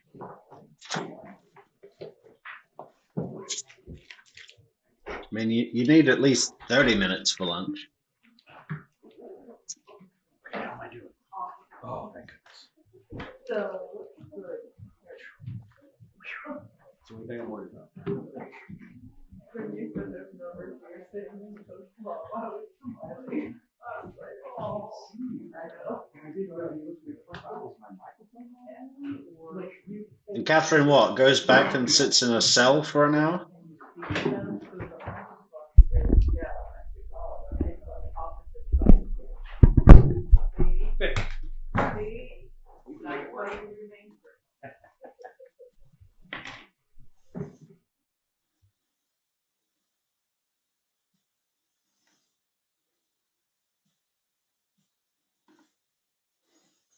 I love this Judge Niverley. My favorite judge. I mean, even more than Judge Everett. I love Judge Everett, but Judge Wheeler is just he really speaks my language. If I were a judge, I would be like he's a closer representation as what I would be than Judge Everett. Judge Everett's great. He's not the character I'd be myself. As much as I would like to be, I'd have to really try to get there, you know. Oh, subscribe. That's not even on my video. What we're skipping? We're ready to continue with the testimony, and Ms. Dugan, you may proceed. All right, so Sergeant Corbett, before the break, we learned how the tower dump led to Sigfredo Garcia, which led to Catherine Magbanua and Luis Rivera. Once Luis Rivera was, after they found these folks, was Luis Rivera interviewed by law enforcement? He was, yes. Okay. Were y'all able to find some evidence that the two of them, Rivera and Garcia, took trips to Tallahassee in the summer of 2014? We did, yes. Okay. And there was the July trip when Dan Markel was murdered. When was the other trip? What month was it in? The other trip was in June.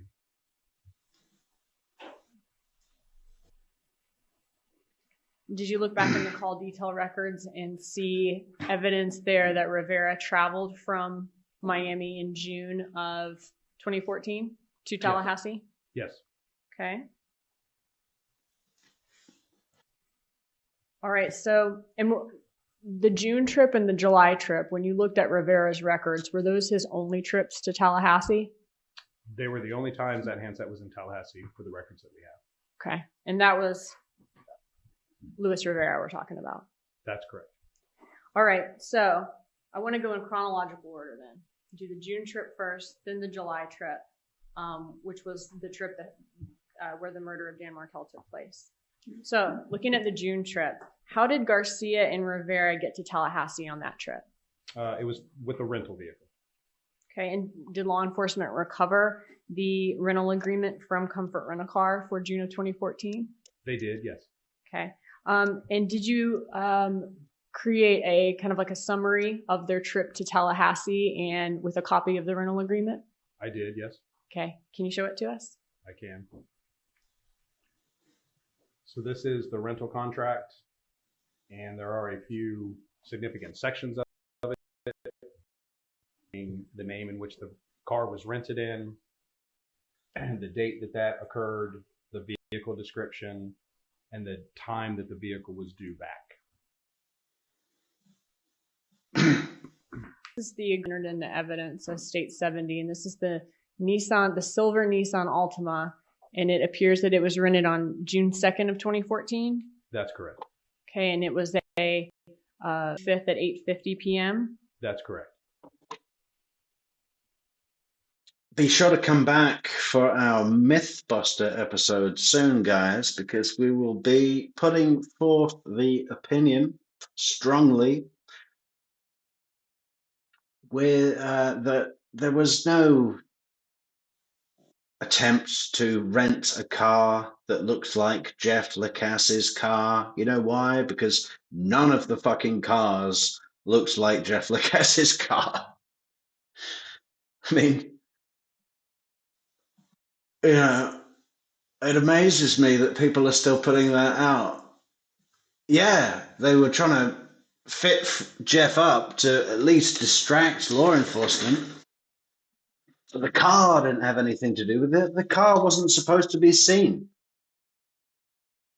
If you're going to go to the fucking trouble of getting a car for the killers that looks like Jeff Lacasse's car, which, by the way, Jeff Lacasse happened to have a car that looked like 95% of any hire car you could buy, you could hire.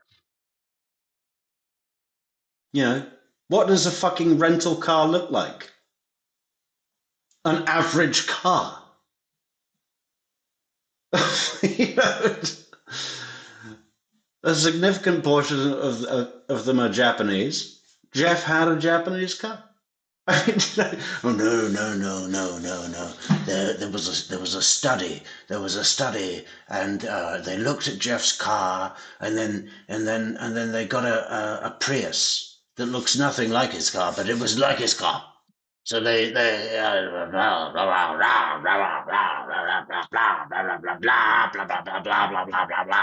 you know, fuck off. It didn't happen. It was not a part of the deal to get the killers to get a car that looked like Jeff's car. Why? Because the car wasn't supposed to be seen by anyone, right? If it were, you know, in a position in front of cameras or something, you know, in some scenario where it would have been seen. If you're going to go to the trouble of getting a fucking car that looks like that's supposed to look like Jeff's car, even though it fucking doesn't, that's absolutely not. You want to see the difference? Let's go to the fucking cars, okay? I'm so sick of this theory and people putting it out. It's fucking bullshit.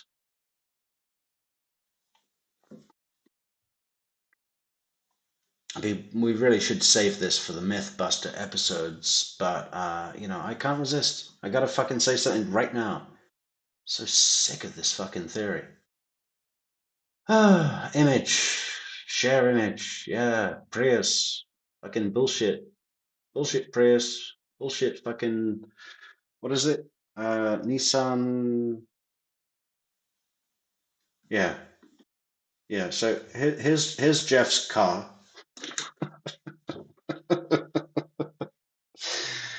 Here's a 1961 Cadillac Fleetwood, black. We need to get a car just that looks exactly like this. I know, a Toyota Prius.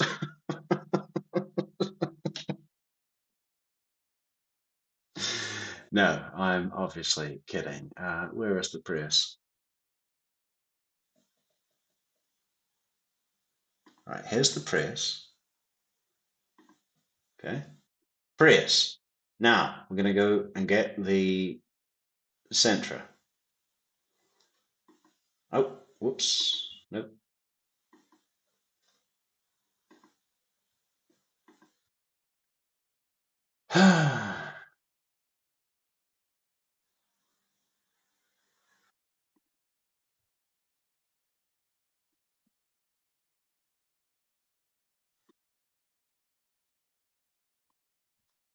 Are you fucking kidding me? That's your fucking perfectly matching car? They could not look more different. You might as well have the fucking Cadillac Fleetwood from 1961. Anyway, we're doing a full deep dive on our Mythbuster episodes because I am sick to death of hearing this. Oh, did they, yes, no, the same color, and, oh, profile, similar in profile. Oh, it must be, yeah, fuck off.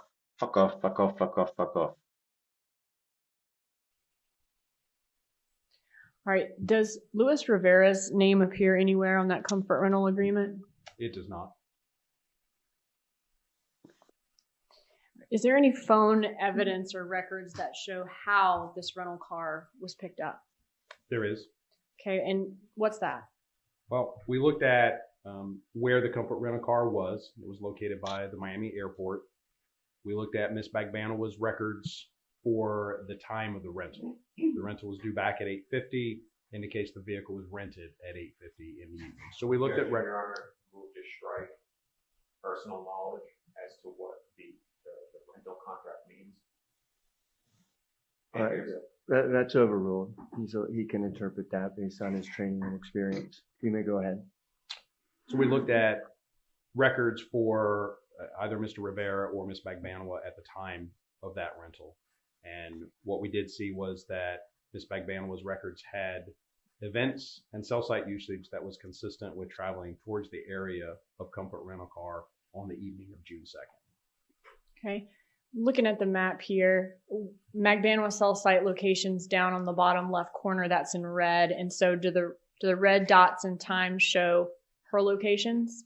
Yes, again, when we see the dot, that represents the location of the actual cell site. And when we're looking at the dots, we're not worried about the sectors. Sid Mountaineer says it's hard to tell what cars are these days. You know what, though? I mean, there's one car almost above any other that is totally identifiable to even people that know nothing about how to identify cars. And that car is a Toyota fucking Prius. It is one of the most iconic shapes of car available, as is evident by Jim Geiger identifying it from a very quick look. An elderly man in his late 70s at that point, I believe, or more. I mean, it's just one of those cars that even someone who has no interest in cars or what they look like can recognize what a fucking Toyota Prius looks like. It's just one of those most iconic shapes. So if you're going to select a car to be confused with a car that's not a Prius, don't pick a Prius. You know? Oh, and the fact that this is still being discussed, seriously, you know, in spheres that are supposed to be, what are they supposed to be? I don't know what they're supposed to be. I really don't know. Yeah, it's a sack of shit, and we're going to be disproving that. So come back and look at our deep dive on the Mythbuster Prius. We're talking about such a large area and a large travel that we're not breaking it down to the sector level here. But we do have the dots where the cell sites are located, and we have the times that those cell sites were used by that handset. Okay, so can you walk us through what we see? What time is she consistent with being at her residence? Well, we see an event at 8:25 p.m., which would be communicating with a cell site consistent with the area of her residence. By 8:34, the handset's using a cell site that's more in between the two locations. And then by 8:53, the handset is using a cell site that is very close to the Comfort Rental Car. Nissan Altima, Hyundai, whatever it was, and Prius. Hey, so stop. Don't do that. No, stop. Sit down. You sit down.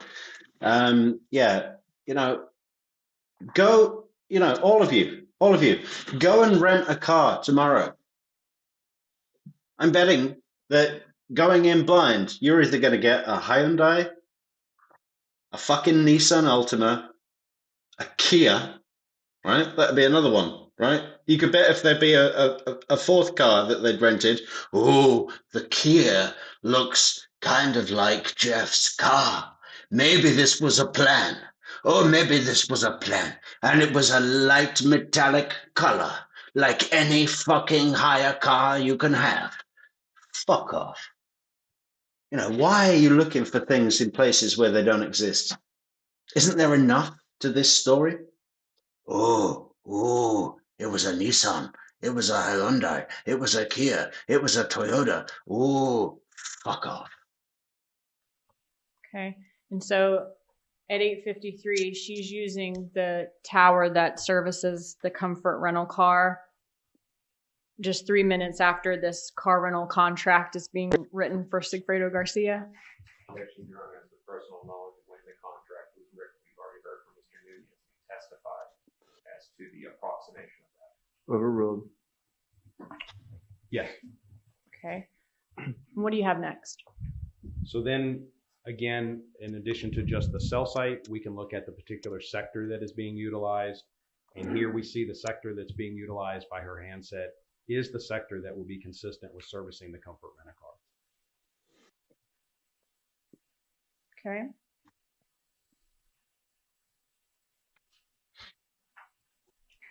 Now, is Comfort rental car in, or let me ask you first, looking here, we see the cell site and its location from Comfort rental, and we see the Miami airport. Are there other things in this area, in this neighborhood of Miami? Lots of other things. Yeah. A number of businesses, a number of structures. It is adjacent to the Miami International Airport. Okay. And looking at, is Comfort rental car near Catherine Magbanua's house where she lives? What's the distance there? Near is relative. I don't believe that it is near. It is probably a 25-minute drive. We'll look at here in a second, but it is a significant distance from her residence. Can you tell us what you found for that? I can. We do see that after the 8:50 time frame that we have events at 9:17, 9:43, and 10:01, which would be consistent with travel back to her residence. And then if we look at a path of travel to get there, we can see that that is about a 10-mile, almost 11-mile trip and approximately 25 minutes of travel time.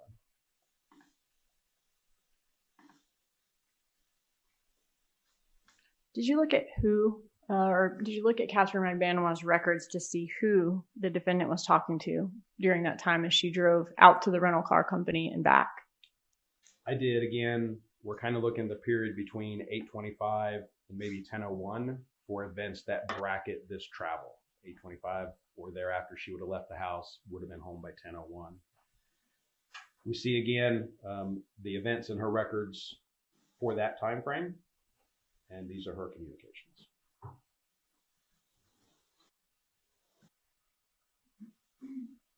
Okay, as she was going. Cosmic Kitten says, when we rent vehicles, we rarely get what we target. I rented an SUV and got a pimped out minivan. Cosmic Kitten. You know, I don't want to get ahead of myself. I want to save this for the Mythbuster episode, but we have got a boatload of fucking logical evidence and opinion and just fucking common sense that tells us that there was no fucking effort to rent a car for the killers that look like Jeff Lacasse, and people that put that opinion out and continue to push that opinion make me sick. Make me sick.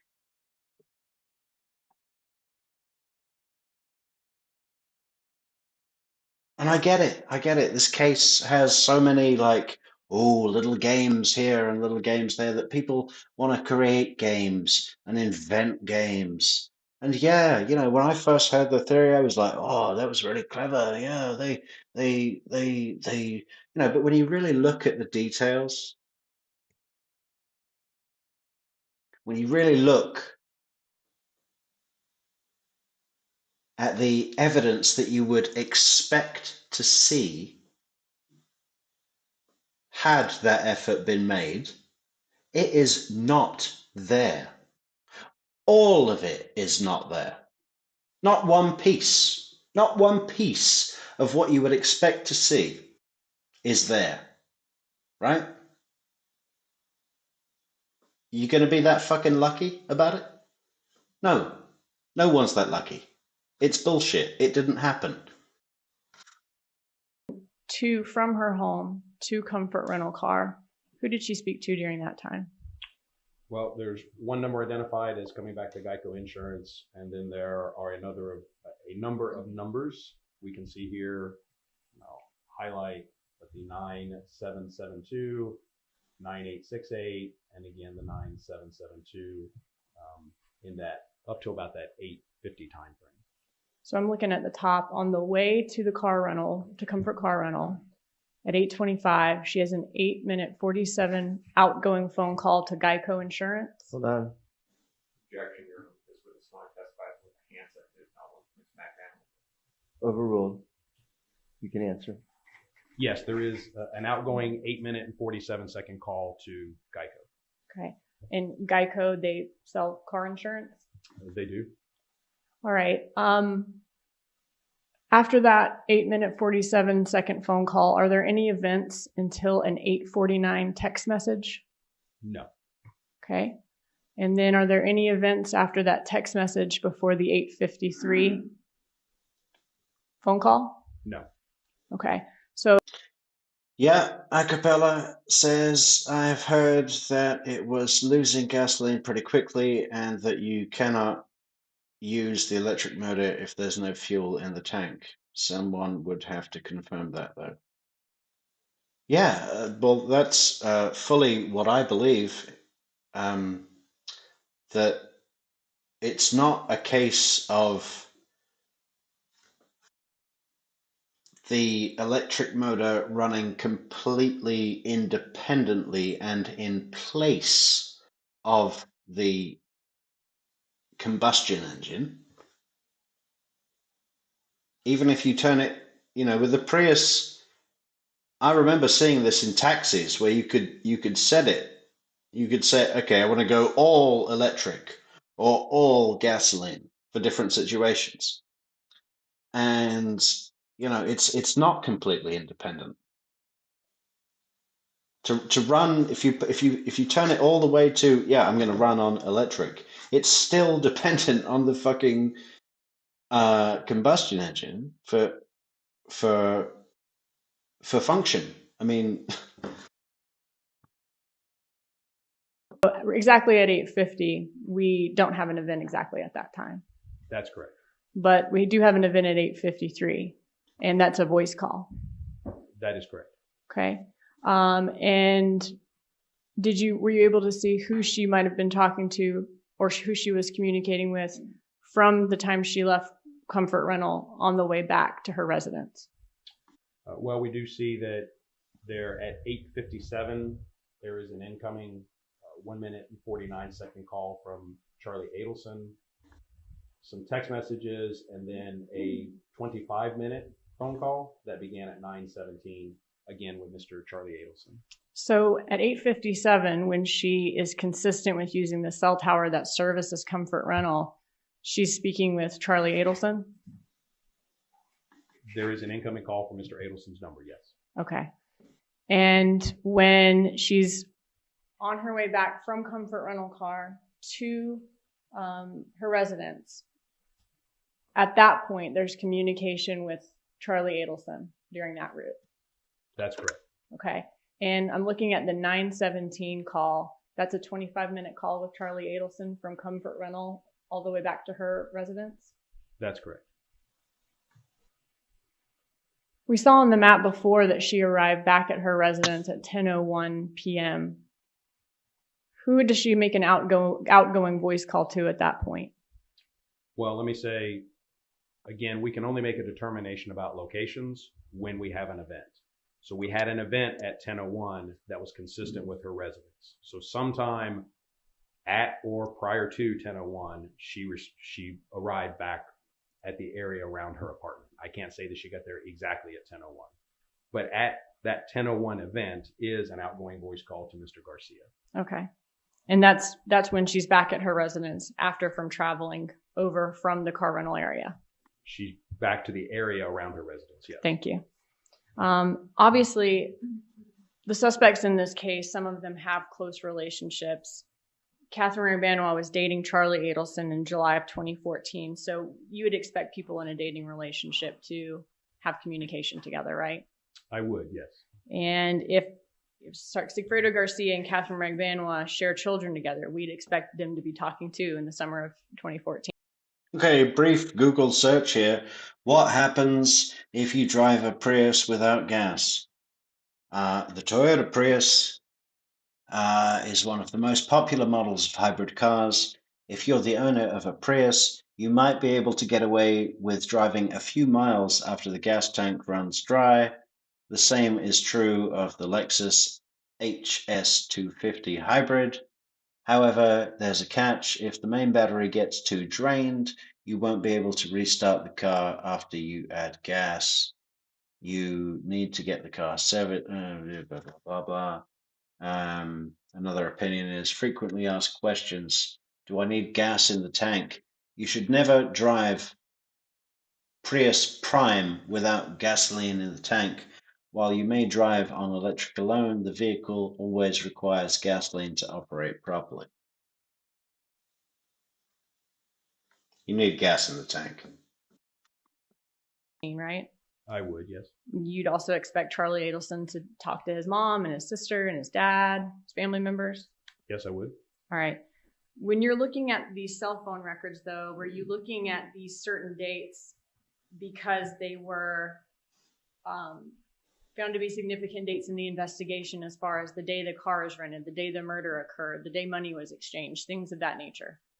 Yes, we certainly did look at those dates and the communication around those dates. Okay. And you're looking at that. When you're looking at that, you're looking at it to see if it gives you any insight as to who the parties were with that day, what they were doing, where they were going, that type of thing. Correct. Okay. Are there any calls or texts between Catherine Magbanua and Sigfredo Garcia from the time her phone leaves her residence to the time that it's consistent with Comfort Rental Car, so from 8:25 to 8:53? There are not. Now, if two people are sitting next to each other and riding in a car together, Continue with your question. would you expect them to be calling or texting each other? Okay, hold on. What's your objection? That's sustained. Do you call or text people when you're sitting next to them? Generally, I do not. But at the same time, just because you're not talking on the phone or texting with someone, that doesn't mean you are together, right? That's correct. Okay.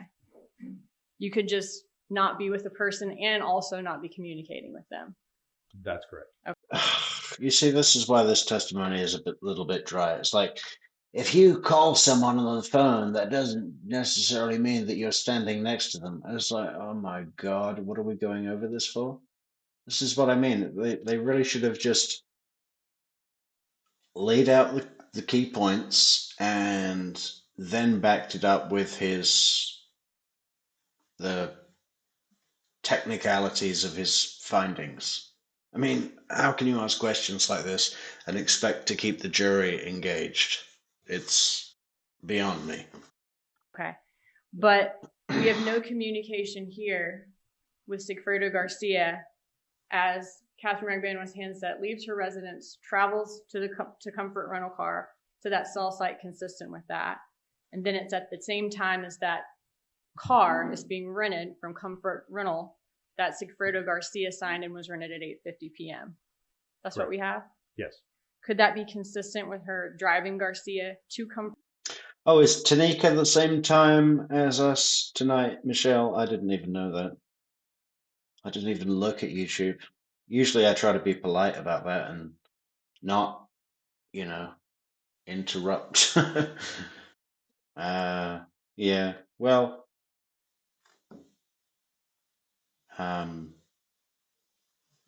maybe Tanika should come over. Spend time in our chat. Rental, him renting a car there and her driving back home? It could be consistent with that, yes.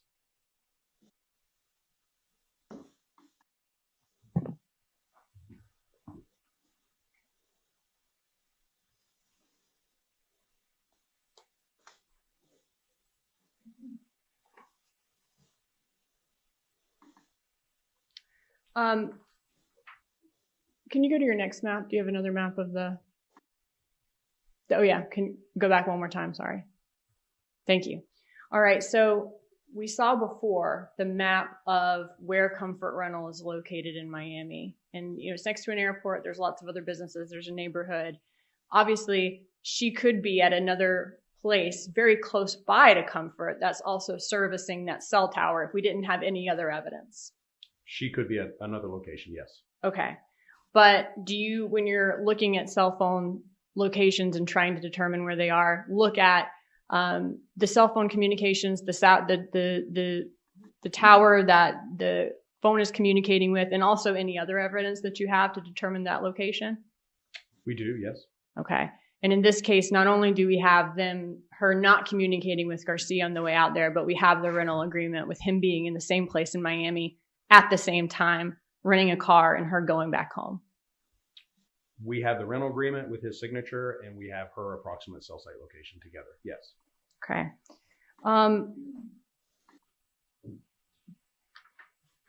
Where was Rivera's handset during that time? Was he at the Comfort Rental car too? So again, looking around the time of the rental contract, Mr. Rivera's handset has events that are communicating with cell sites more consistent with his residence, where he was staying at the time.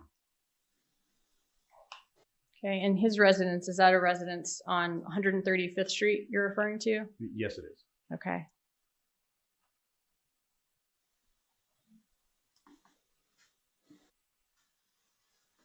So is there any evidence that Rivera was involved in the rental of this Nissan from Comfort Rental car that day?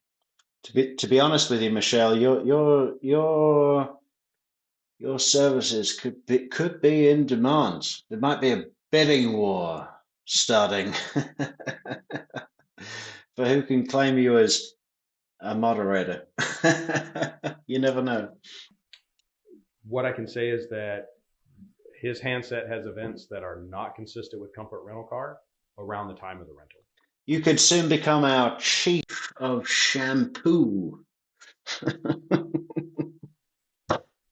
Okay. All right. Do we have any other evidence that shows who rented the car on June 2nd besides the Comfort Rental agreement that we saw? As far as who rented the vehicle, I believe the rental agreement is complete on that. There is a citation, which may help us understand who was operating the vehicle. Okay. Can you show us that? Sure. And what do we see here? Again, a Florida traffic criminal or traffic citation that was issued to Mr. Garcia. Whoa, that was a cool effect. The vehicle description and tag are the same as from the rental contract, and the date and time would be after the rental of the vehicle. Okay, and he received that citation on 9:48 p.m. on June 2nd of 2014? That's correct. I guess that's about an hour after he rented this vehicle? Correct. All right, so after he got this traffic ticket. Did you all catch that? This guy is renting a car to use to drive him to a fucking murder and gets a citation within an hour of renting the fucking car. I mean, like, what is your problem, man? I mean, what can you say to that? Call off the hit. You're not qualified. We're keeping the money. We're not paying you anything. You're shit. You got a citation within a fucking hour of renting the murder vehicle. You dick. What the fuck? Oh, Sigfredo, go back home, man. Okay? Do some coke. Go to Shrimp's house. Just drop off the fucking vehicle and go home. Did he rent another car? The vehicle, there was another rental contract obtained that does show the vehicle, or a different vehicle being rented, and that being a blue Hyundai Sonata. And that was on June 3rd. Does Luis Rivera's name appear anywhere on that agreement? It does not. Michelle, look, hey, no, seriously, yeah, you have been in mind. We've just taken on a couple of more mods, right? And like, I've wanted to balance it out with more males because it's been heavy female orientated, which I love. Which I'm fine with, but it's only fair to everybody to put a few more males in there. But no, I mean certainly you're in mind because you've been a heavy hitter for a while now. But I just think we should let things settle because otherwise I just think if we bring on too many at once, the kind of the energy could run away with us. All right, so you're definitely in mind, but I think we've just brought on two more, and I think it's going to just be like that for a little bit. But it's no slight on you. It's just how I like to run it. All right, what can you tell us about the travel of Luis Rivera's handset on June 4th of 2014? Again, just looking at the cell sites that his handset is communicating with, we do see kind of chronologically the cell sites are being communicated with in the Miami area and then across Interstate 75 or Alligator Alley and continuing up Interstate 75 on the west coast of Florida and then eventually to Tallahassee. And about what time did they arrive in Tallahassee? It was just after noon on the 4th. Okay. Now, do we have any phone records for Sigfredo Garcia during that car rental on the June 2nd or when he got the citation later or exchanged the car or on the drive up to Tallahassee? We were not able to obtain any records with location in this time frame. So in June of 2014 for Garcia? That's correct. Okay. Will we see some records for him next for the July trip? We will, yes. Okay. Was there any other evidence showing that Luis Rivera traveled towards Tallahassee from Miami on June 4th? Objection, hearsay. You're referring specifically to what? To something that's already in evidence, the traffic All right. citation. That's overruled. You can answer the question. So yes, again, law enforcement was able to recover a traffic citation that was issued to Mr. Rivera, and the date and time of this would have been during the travel to Tallahassee. Are you able to, oh, thank you. Okay, so that shows the type of car, who received the ticket, and the date and time? That is correct. All right, so were you able to see on the map where this ticket was received? Yes, having again the address or the general location of the citation and the time, then we can look at that, where that is located on Interstate 75. And then also through his call detail records, we're able to see if there are.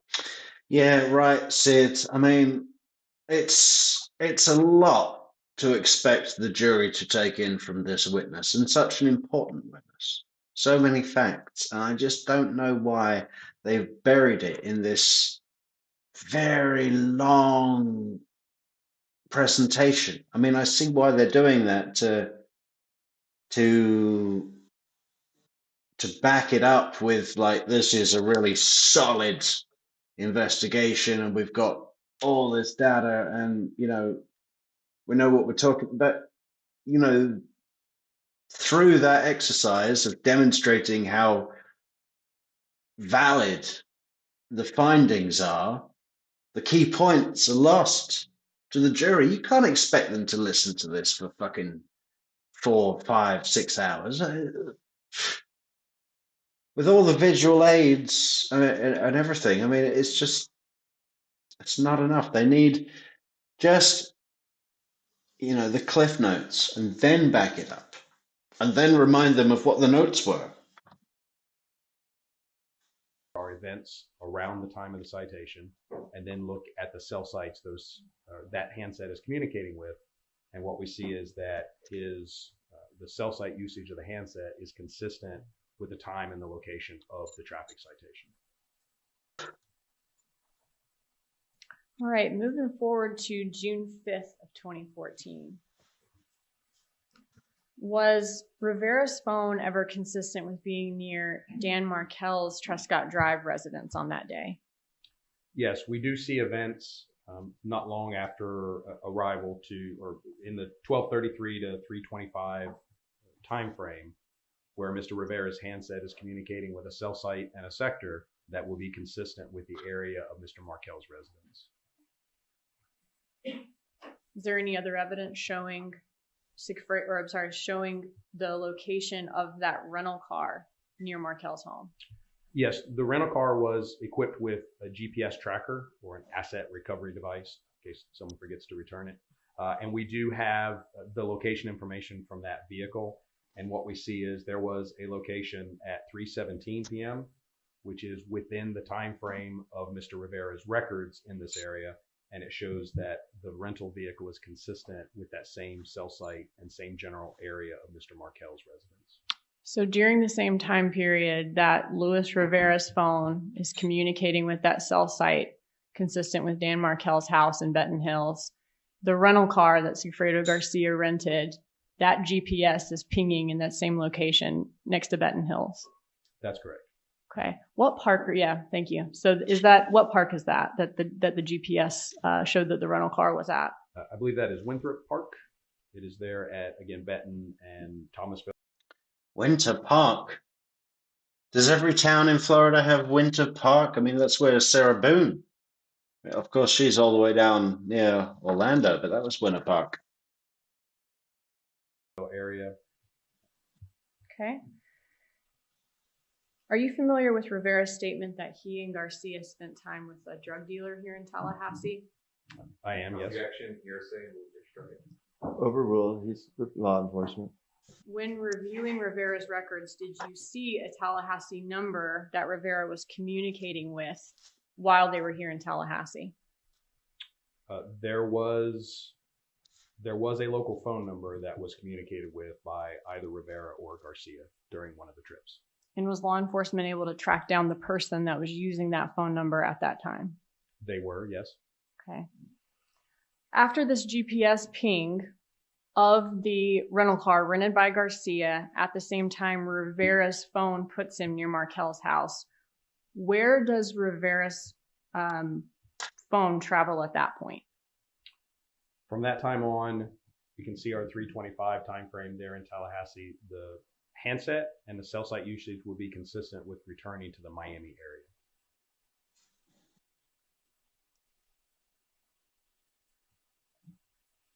And what time did Rivera appear to arrive back in Miami? Would have been late night, after 11, close to midnight. So that would be Look at that slide there. the night of June 5th, moving into the early morning hours of June 6th. Yeah, here's all the evidence of his route, the whole way down. This is everywhere that he pinged on the cell towers. All right, so you pretty much got the whole story then. You couldn't have more evidence. That's correct. Okay. And it looks like Rivera was pretty steadily on his phone throughout that trip back. Lots of events. Yes.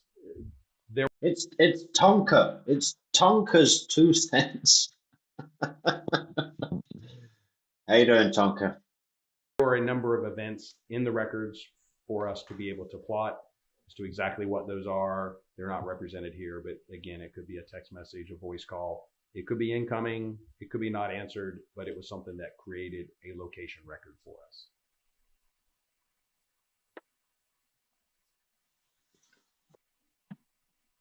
Were there any records of communication between Catherine Magbanua and Sigfredo Garcia during the June trip to Tallahassee? There are, yes. And if we don't have call detail records of Garcia during that time, right? That's correct. We do not. Okay. And how does that happen? Why don't we? again, going back to the merger between. So what section are we on now? Magbanua communication with Garcia and Rivera during June trip to Tallahassee. So not the July trip, the June trip, the failed attempt, right? Magbanua communication with Garcia and Rivera. What is it? Metro and T-Mobile at that time. We worked extensively with both carriers, and we were unable to find the records. Whichever carrier maintained them at that switchover point, neither was able to provide records with location information for that time frame. Is that the first time that's ever happened to you, or are you sometimes not able to get records of suspects? There are other reasons why we may not be able to get records. It may be too far in the past to be able to get them, or other reasons. But in this case, we were not able to get them. Okay, so how are we able to see whether Garcia and Magbanua communicated during the June trip to Tallahassee? Well, we do have Miss Magbanua's records. So certainly if she is communicating or part of that communication, we would see that in her records, just like we would have seen it in his. Okay, can we see the amount of communication between them during that trip? All right, so what do we see here? This is, again, a summary of the call detail records where we've added the names, we've made sure that the times are correct. And so this shows from the time period that we saw Mr. Rivera's handset leaving Miami until it returns. These are the communications between Ms. Magbanua and Mr. Garcia. Okay. Are these voice calls? Are they all text messages? What do we see? It's a combination of both. Okay, and a combination of incoming and outgoing as well? That's correct. Okay. Looks to be about 16 communications between them over the course of those 2 days. Seems about right.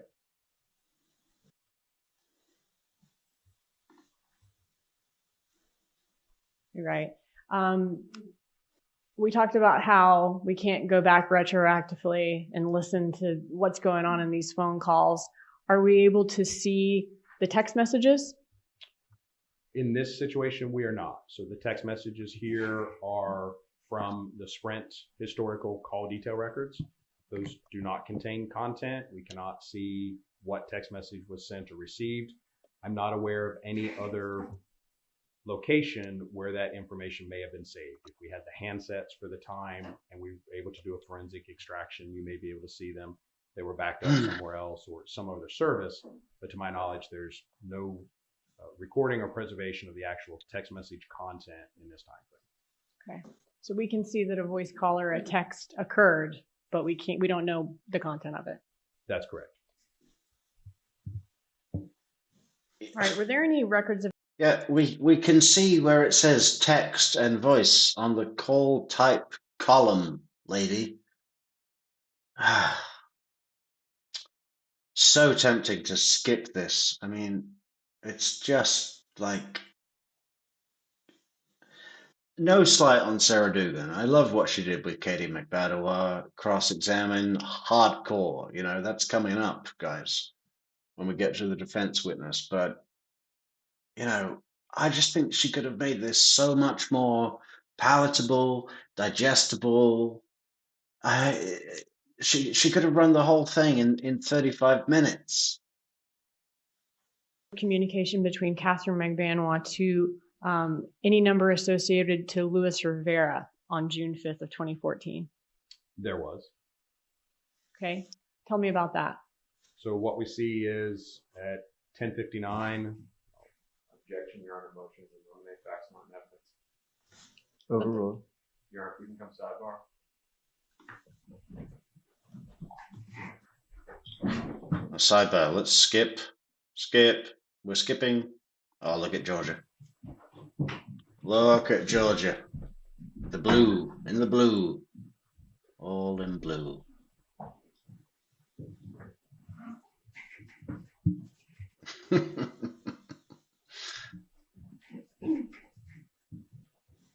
Wow. All right, just for instruction for the jury, at this point, the jury's to disregard. Michelle, here's some hair for you. Just take it in, Michelle. Look at that hair. I mean, it's top quality. Hey, what is that? Oh, thanks so much, Evan, for the super chat. Just gotta love cell tower data. The killers gave Georgia literally a road map. Fucking A, right? 100%. Thank you for the super chat, Evan.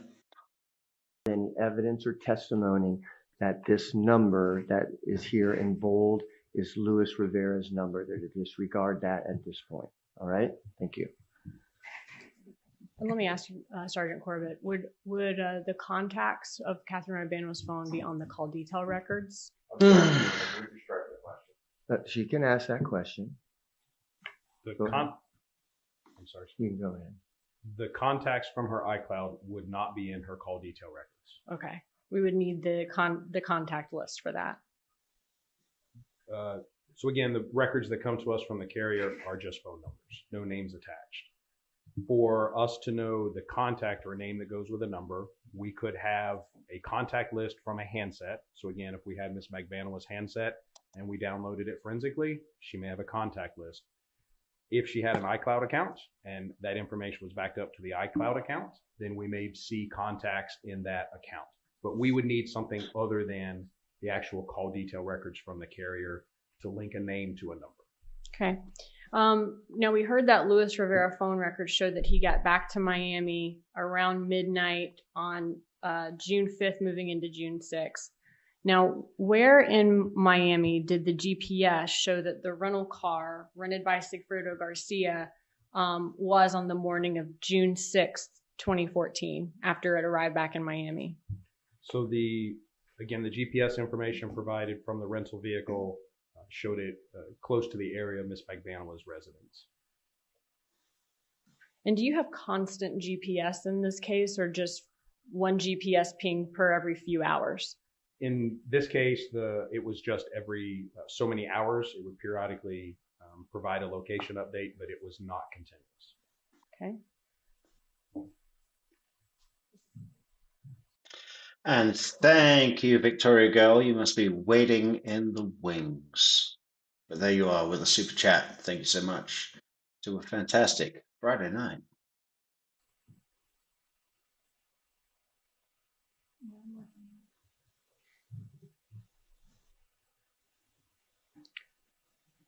The rental car was supposed to be. I mean, just look at returned this. by You know, this. Look at this. This house.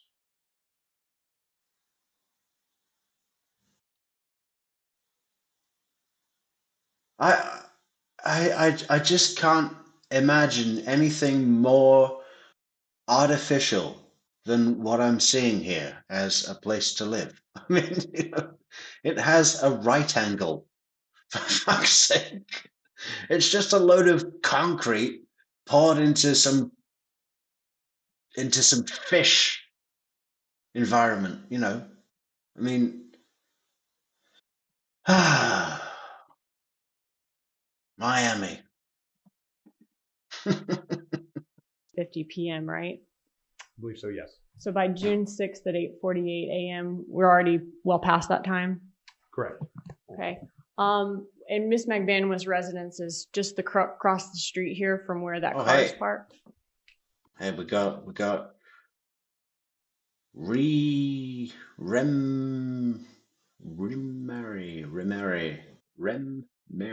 100 says, my theory, as a child, Wendi was a victim of sexual assault by Charlie, and getting him convicted of murder was the ultimate revenge, her ultimate revenge.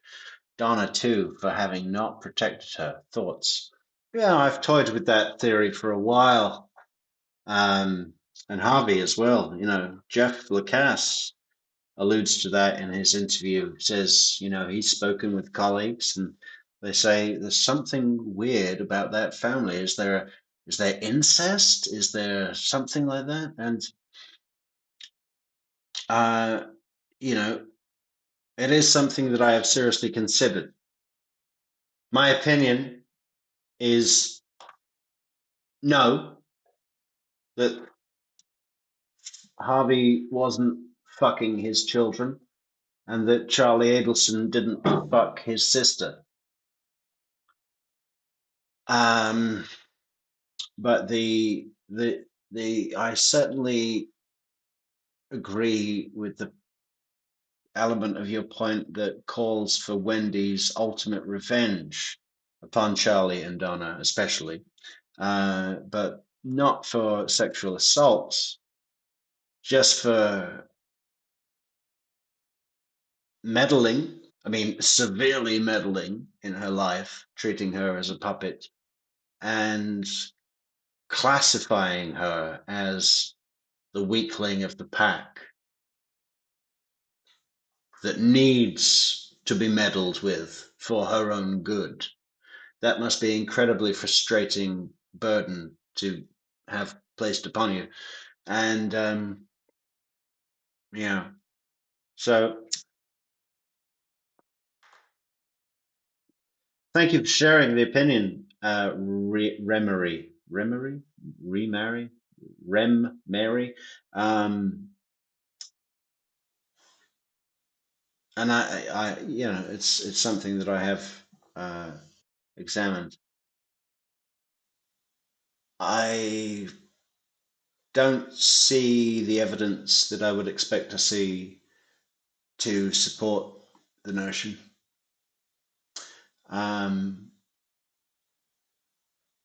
But the revenge factor is certainly there, and this any concept of Wendy being close with her family, I left that long ago. I don't believe that at all. I don't think I think she's very happy to see her mother go down, to see her brother go down, and to take all their fucking money. Yes, so her residence is this apartment building, and then the GPS location. Okay.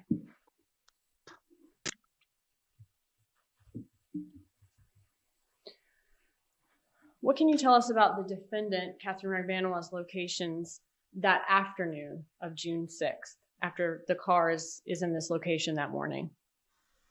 Again, looking at the cell sites utilized by the handset, we do see that those cell sites would be consistent with travel back towards the area of Comfort Rent-A-Car. Okay, so looking here at the map, she's consistent with her residence around 4:30, and by about 45 minutes later is communicating with the cell site near Comfort Rental-Car again? That's correct.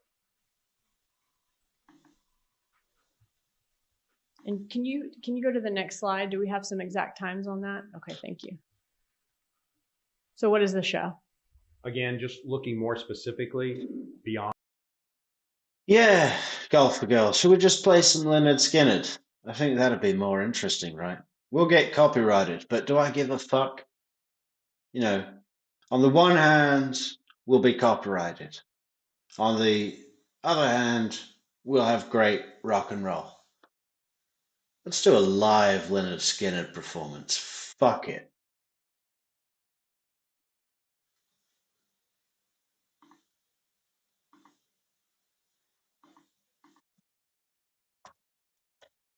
Let's go for Traveling Man.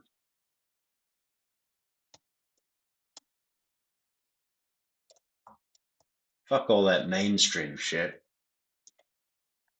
We're going to the source.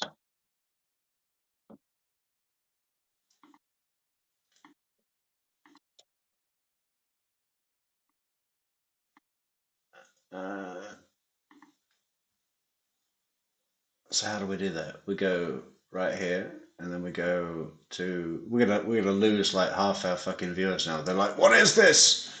We came here for Adelson content. Now he's playing Leonard Skinner. Fuck him. Fuck you." Got no rules here.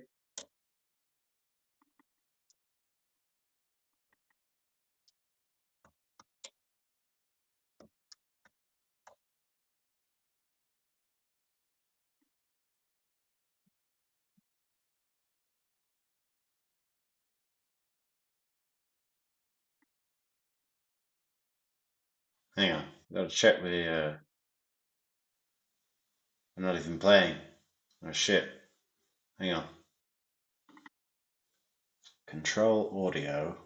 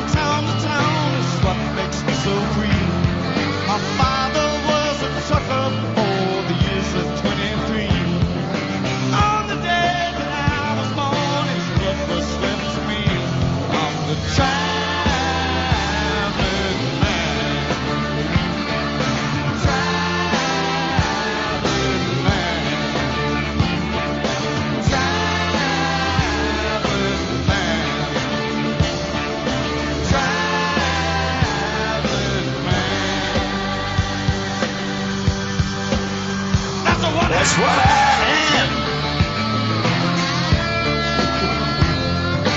Traveling man, that's what I am. No woman puts a hold on me.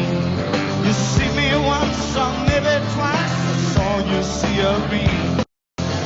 All you pretty women love, you understand. Don't be a fool, love, no, put your heart in a traveling man. On the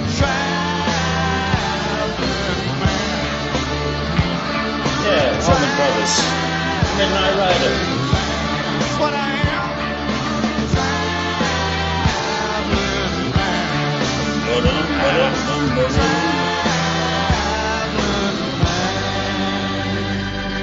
Traveling man, that's what I am. Guess I'll always be. I hate this bit though. Traveling man, that's what I am, buddy. At least I'm free. Yeah. Bum, bum, bum, bum, bum, bum.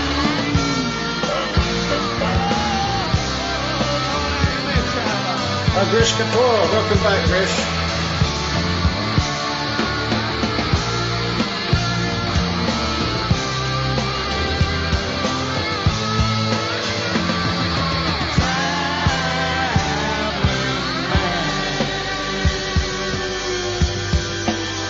That's the one I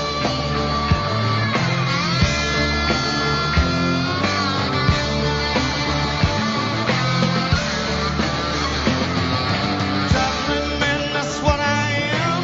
Lord, I move so fast. I have had so many women, none of them have last. I understand move that fastest sound. Always free, sometimes lonely. Always traveling around on the track.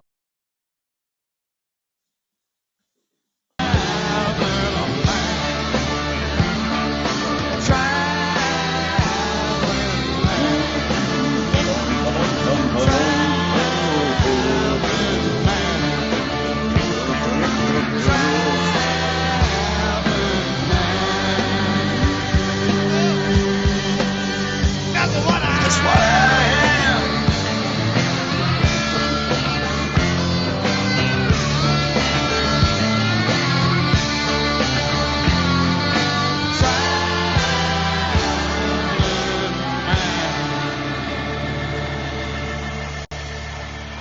All right. Back to the fucking courthouse.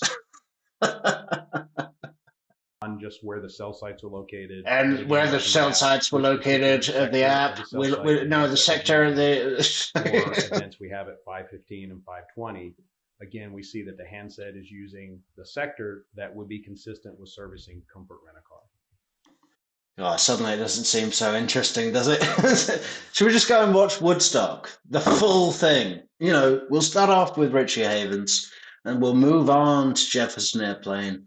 And, you know. Okay. And is she using that same cell site that she was using at the 8:53, 8:57 times on the 2nd at the time the car was being rented? That's correct. Big man Brian. How you doing, Brian? All right. Let's talk about location information surrounding. Yeah, let's talk about location information. You know, can we not just fucking watch Leonard Skinner all night? Do we need to go through this again? Fucking, let's talk about location information. Okay. Well, can we make it quick? Louis Rivera and Garcia's trip to Tallahassee in July of 2014. You said you do have both phone records at that point. You have Garcia and Rivera's in July? That's correct, we do. Okay. Was it similar as the June trip where they rented a car in Miami, they drove it up to Tallahassee? Yes. All right. Were you... Well, okay, fucking Samuel Whalen's got his wish. Let's get that some fucking going. Help on the way.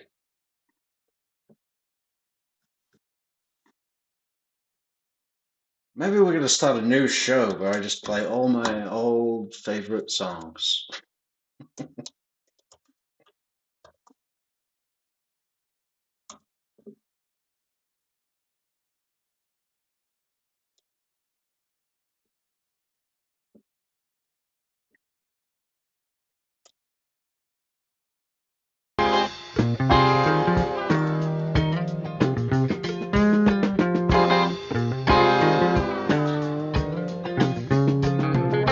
Paradise waits on the crest of a wave, her angels in flame.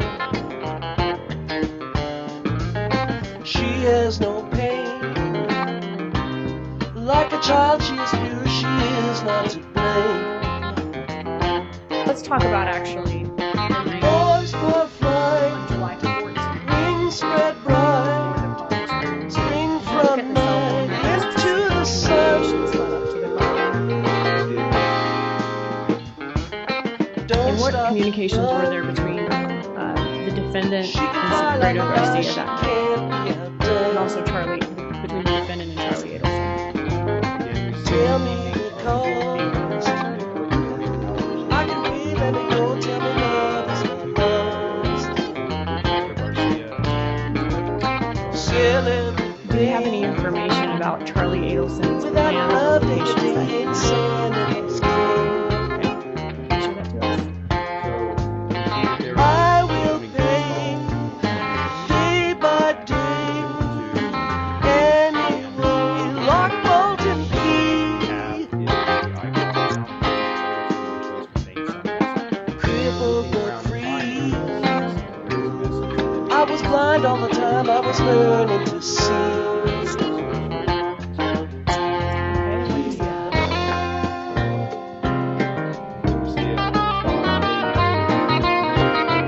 Here we can Hey Leslie, feel free to put in a request, man. We got music night, Metrix music For night. that evening? I am continue through the messages.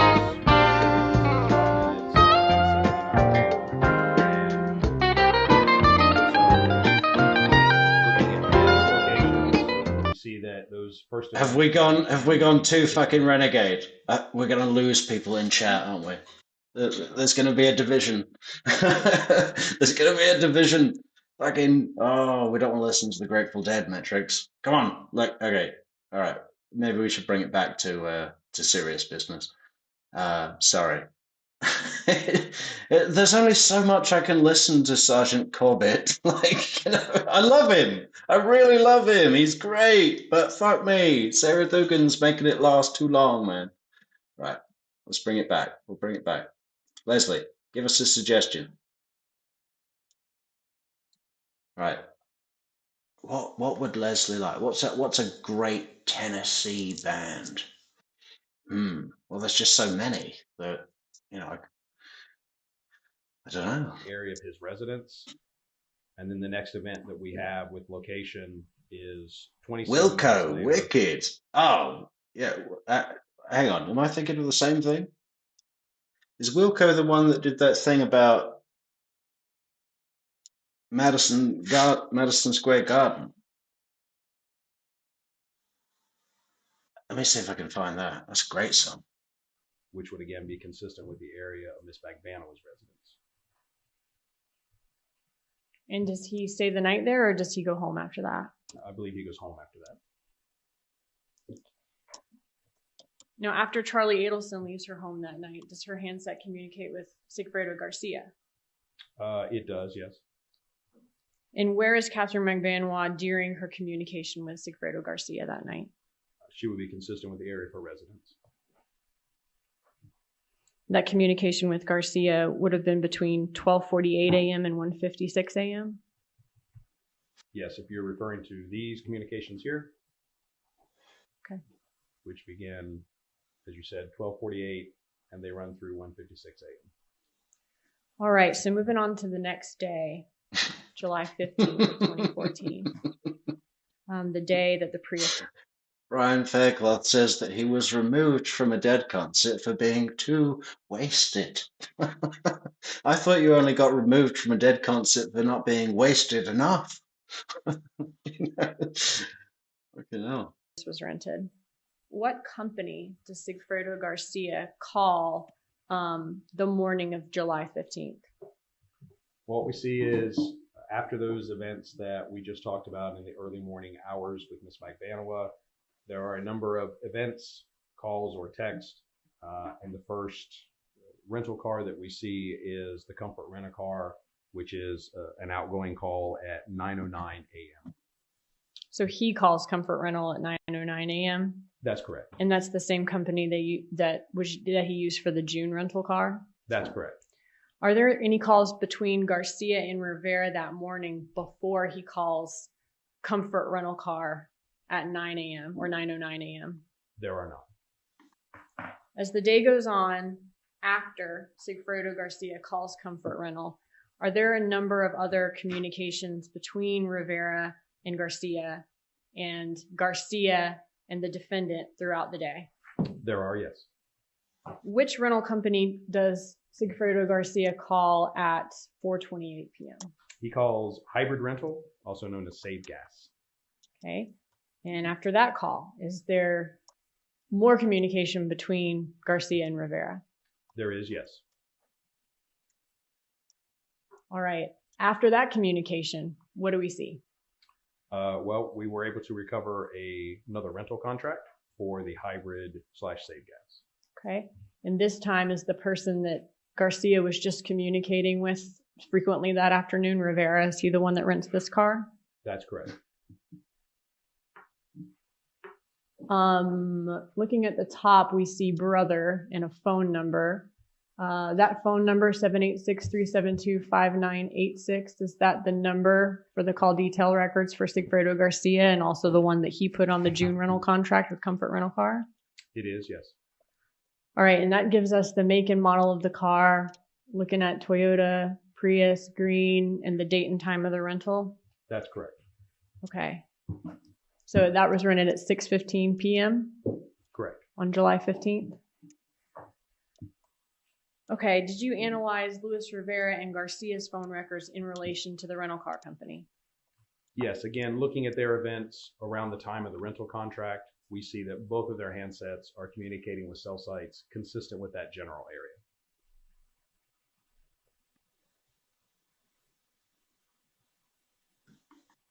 And that's at the time that the car was rented or around that time? That's correct.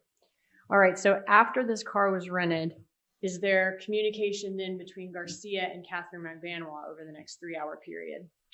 There is, yes. Okay, can you show that to us? All right, and what do you see? These are just a number of events between the hours again. By the way, guys, I think I said this on a previous show. I've been thinking about a few songs that would be great to cut to some Adelson, just quick edit, sloppy edit, and one of them is Bananarama's Cruel Summer. Right? I mean, it's a little unorthodox, I know.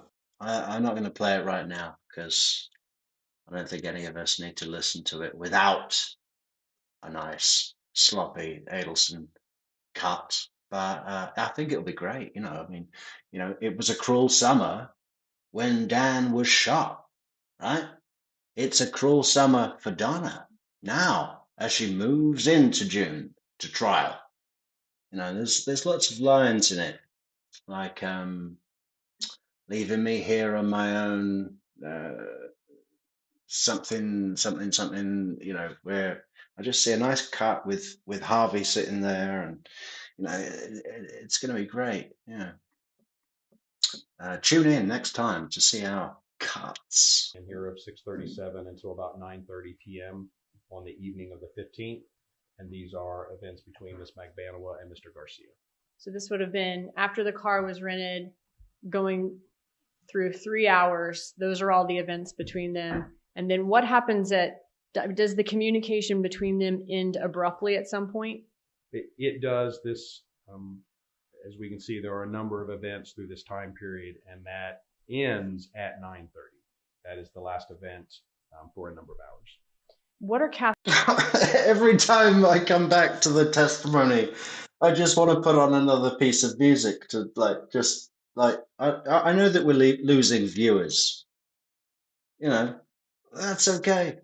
It's a throwaway episode tonight. Fuck it. And YouTube's going to write to me and say, oh, you really shouldn't be playing songs. Fuck you. Fuck you. Yeah. Well, let's try and keep it serious. Through Magbanua's locations after the Prius rental?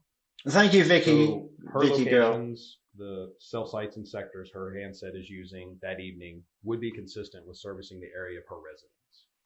And what are Garcia's locations after that Prius is rented?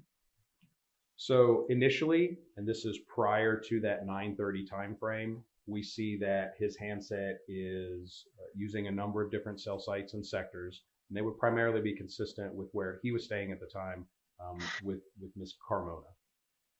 Okay, and is that Stephanie Carmona? Yes. Through this investigation, is her nickname Shrimp?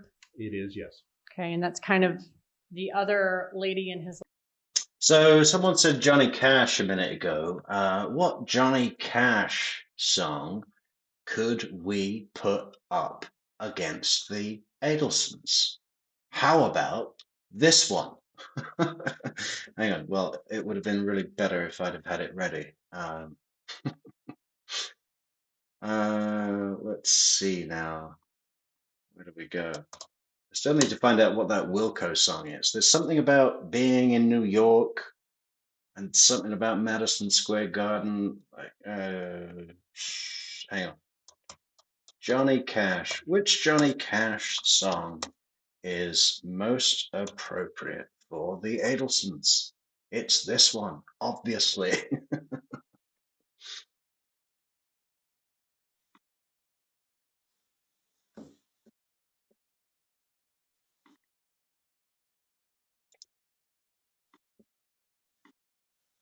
Well, Johnny always wore black, and he wore black because he identified with the poor and the downtrodden.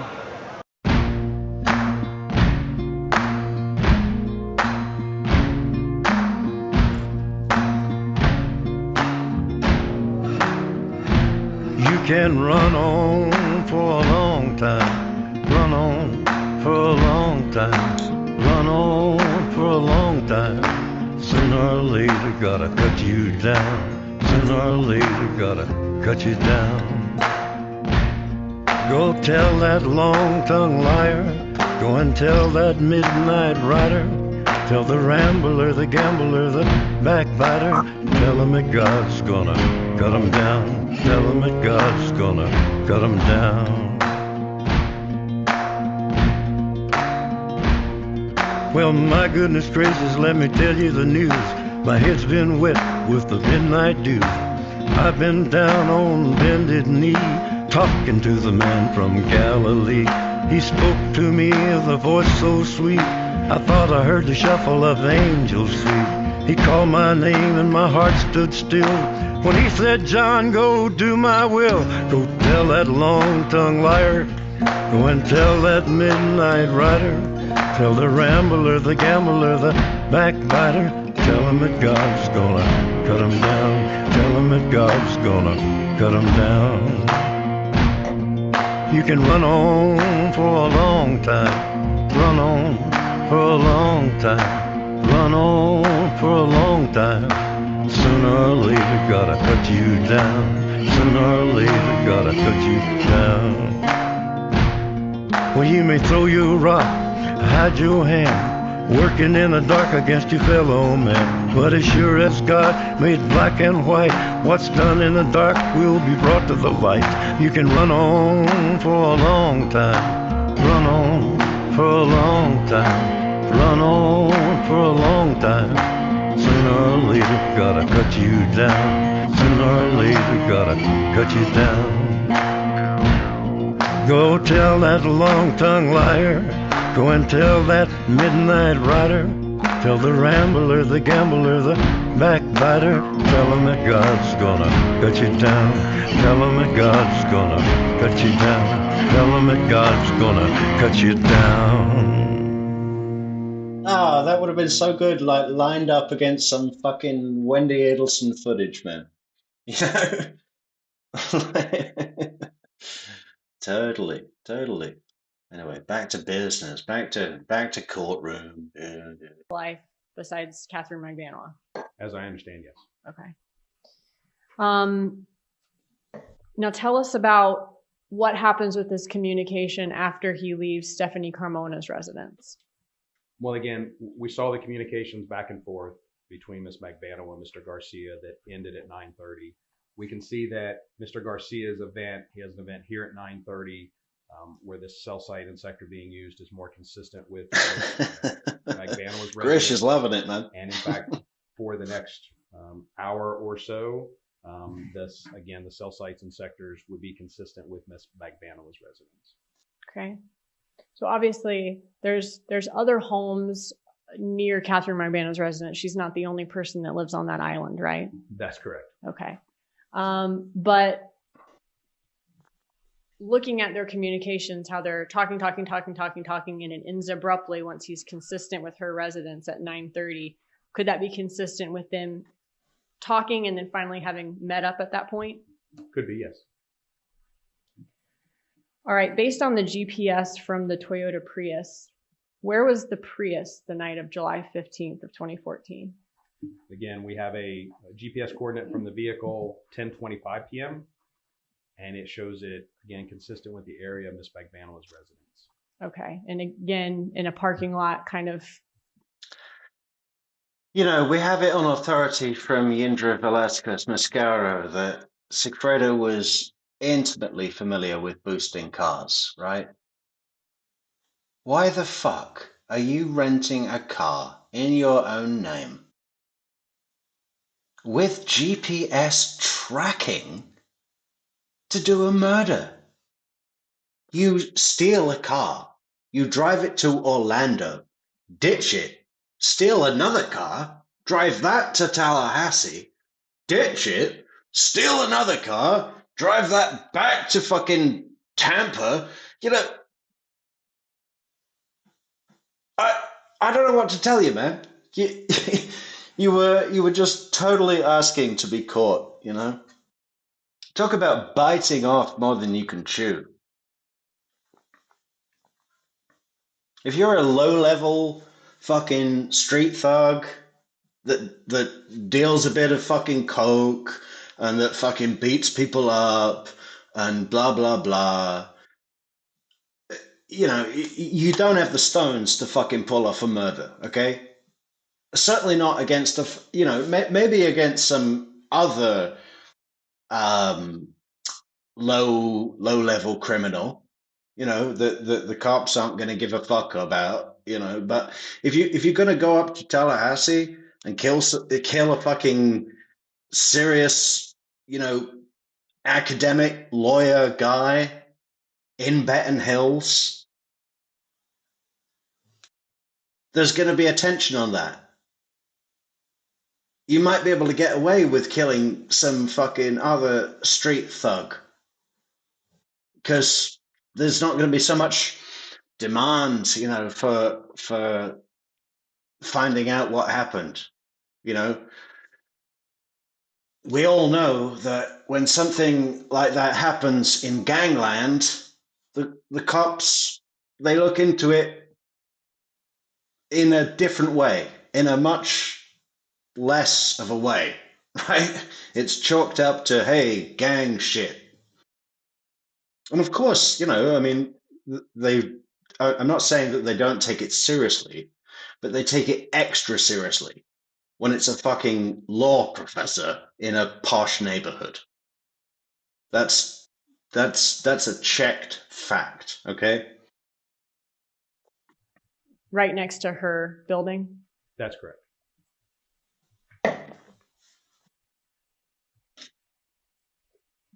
Okay, moving on to the next day on July 16th. Did Garcia and Rivera's phones appear to leave the Miami area the next day on July 16th? They did, yes. All right, what time? What time did they leave, I mean? Well, we can see they leave in the early afternoon hours of the 16th. We see the events at the bottom, 1:42, 1:53. And of course, because we have so many events shown on the map here, there are events on top of one another, so there may be events that are hidden under here. But this still gives us a good indication of the approximate times of their travel. But we can see through the 7, 8, 9, and 10 p.m. time frame, they're traveling through the state, and they reach the Tallahassee area sometime around midnight. Was there a GPS ping from the rental car on their trip up? Again, we do have a GPS location for that vehicle at 11:26 p.m. Mr. Rivera is the only one who has events in his records right around this locate. But again, we see that the cell sites he's using at this time are consistent with the area that the rental car was located in. All right, so moving on to the next day, July 7th. Or what time did they get into Tallahassee on the 16th? Or Again, it was just around midnight. Okay, so moving on to the next day, July 17th. This is the day before the murder of Dan Markel. Are Garcia and Rivera's phones ever consistent with being at the Markel residence on Trescott? Yes, we do see, again, Mr. Rivera's information here in blue. He is communicating with cell sites and sectors that will be consistent with servicing the area around Mr. Markel's residence. And he is the first one this date to have records. And then later we see that Mr. Garcia has events as well that are also, this 2:30 event would also be consistent with the area around Mr. Markel's residence. Okay.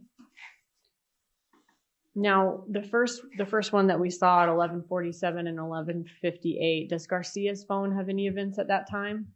He does not have events at this time. Okay, so either his phone was off or he just wasn't using his phone or whatever around that time. Correct. And Okay. again, his carrier provides locations for fewer events than Mr. Rivera's. So we're almost always going to see more events with location in Mr. Rivera's records because they provide it for data and text messages, whereas T-Mobile did not. Okay. All right. So then we've got events for both of them, you said, are around the 2:30 time period. That's correct. Okay. All right. Moving on to the next day, July 18th, the day of Dan Markel's murder. What can you tell us about Rivera and Garcia's handset locations that morning? Well, again, from the video, we are able to know approximately when the Prius entered the parking lot of the Premier Health and Fitness around 9:15.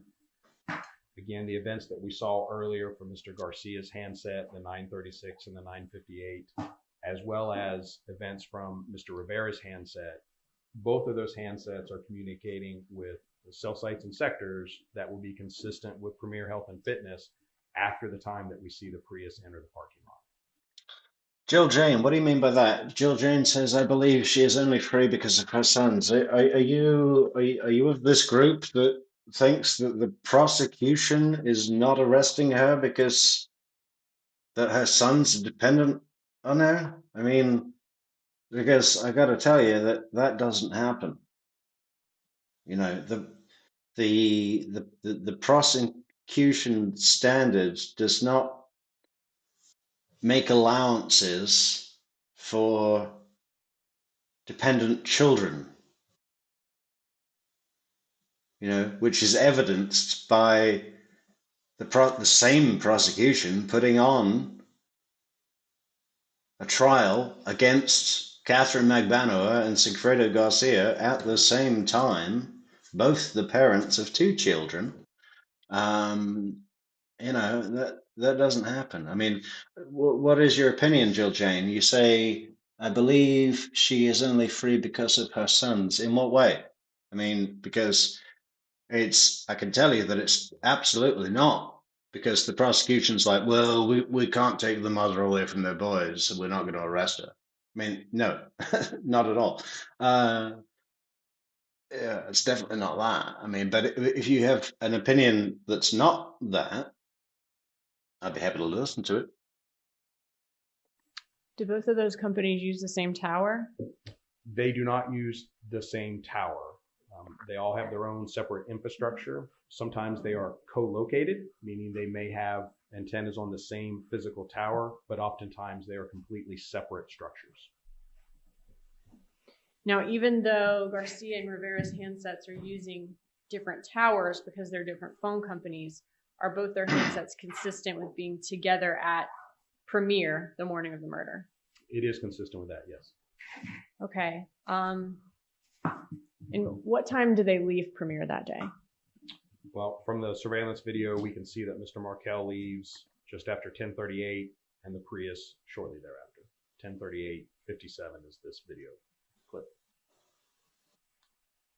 And Garcia's last event with any location information was at 9:58 a.m., right? That's correct. Okay. What time was his next event? His next event was after noon, around 12:30. Well, he has incoming events that don't reach the handset. If you're asking about event with location, it would be in the 12:30 time frame. And what was the location of his next active event at 12:30? We can see here that we have the events we just talked about in the morning around Premiere. We see that the handset, Mr. Garcia's handset in orange, the next event that he has with location is there at 12:30, and it will be consistent with the Alachua. Georgia would be going for Wendi if she could. She is going for Wendi. I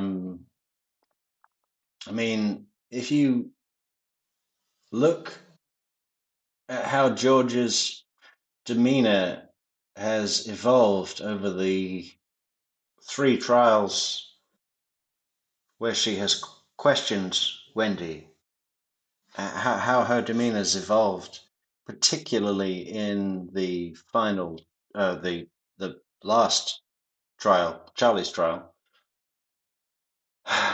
The look on George's face is, it's almost a look of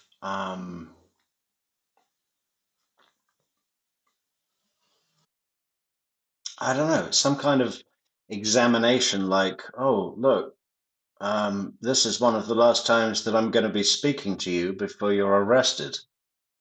And we're meeting in this current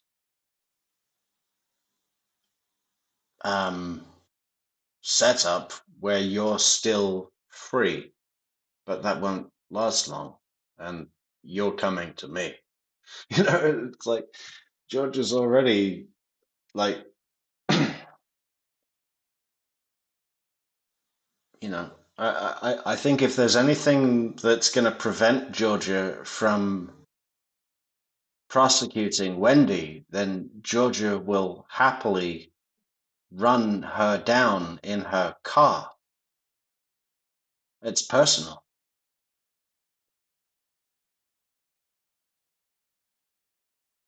County area. So if you don't mind using your pointer for a second, this the dots that we see near Tallahassee, that's his last location information at 9:58. That's correct. So those are the events that we just looked at, the cell sites and sectors that were consistent with Premier Health and Fitness. So we have locations just before the 10 a.m. time frame. And then we have no locations again until Mr. Garcia's handset at 12:30. Okay, so and who did he call at 12:30 p.m.? Miss Magbanua. And this is the first call that Garcia makes after he uses that Premier Tower at 9:50 a.m.? That's correct. Did that call connect? That call did connect. Okay, can you show us that? Yes. Or what do we see here? I'm sorry. So here again is the call summary. We see Consistent with being at Rivera's residence by about 9:46 p.m. Using it altogether. his last location will be consistent with where he was residing at the time with Miss Carmona. With Stephanie Carmona? Yes.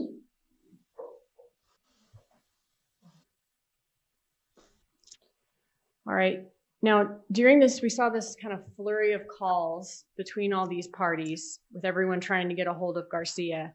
Can you tell us about the location of Rivera's phone during that point? Yes, during his events.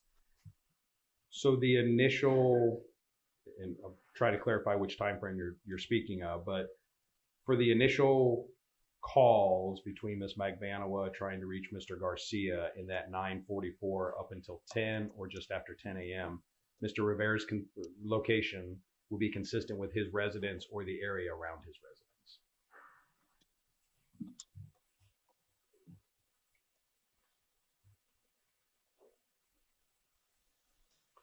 All right. Where does he leave the area of his residence sometime between the beginning of his events in this call flurry and the end?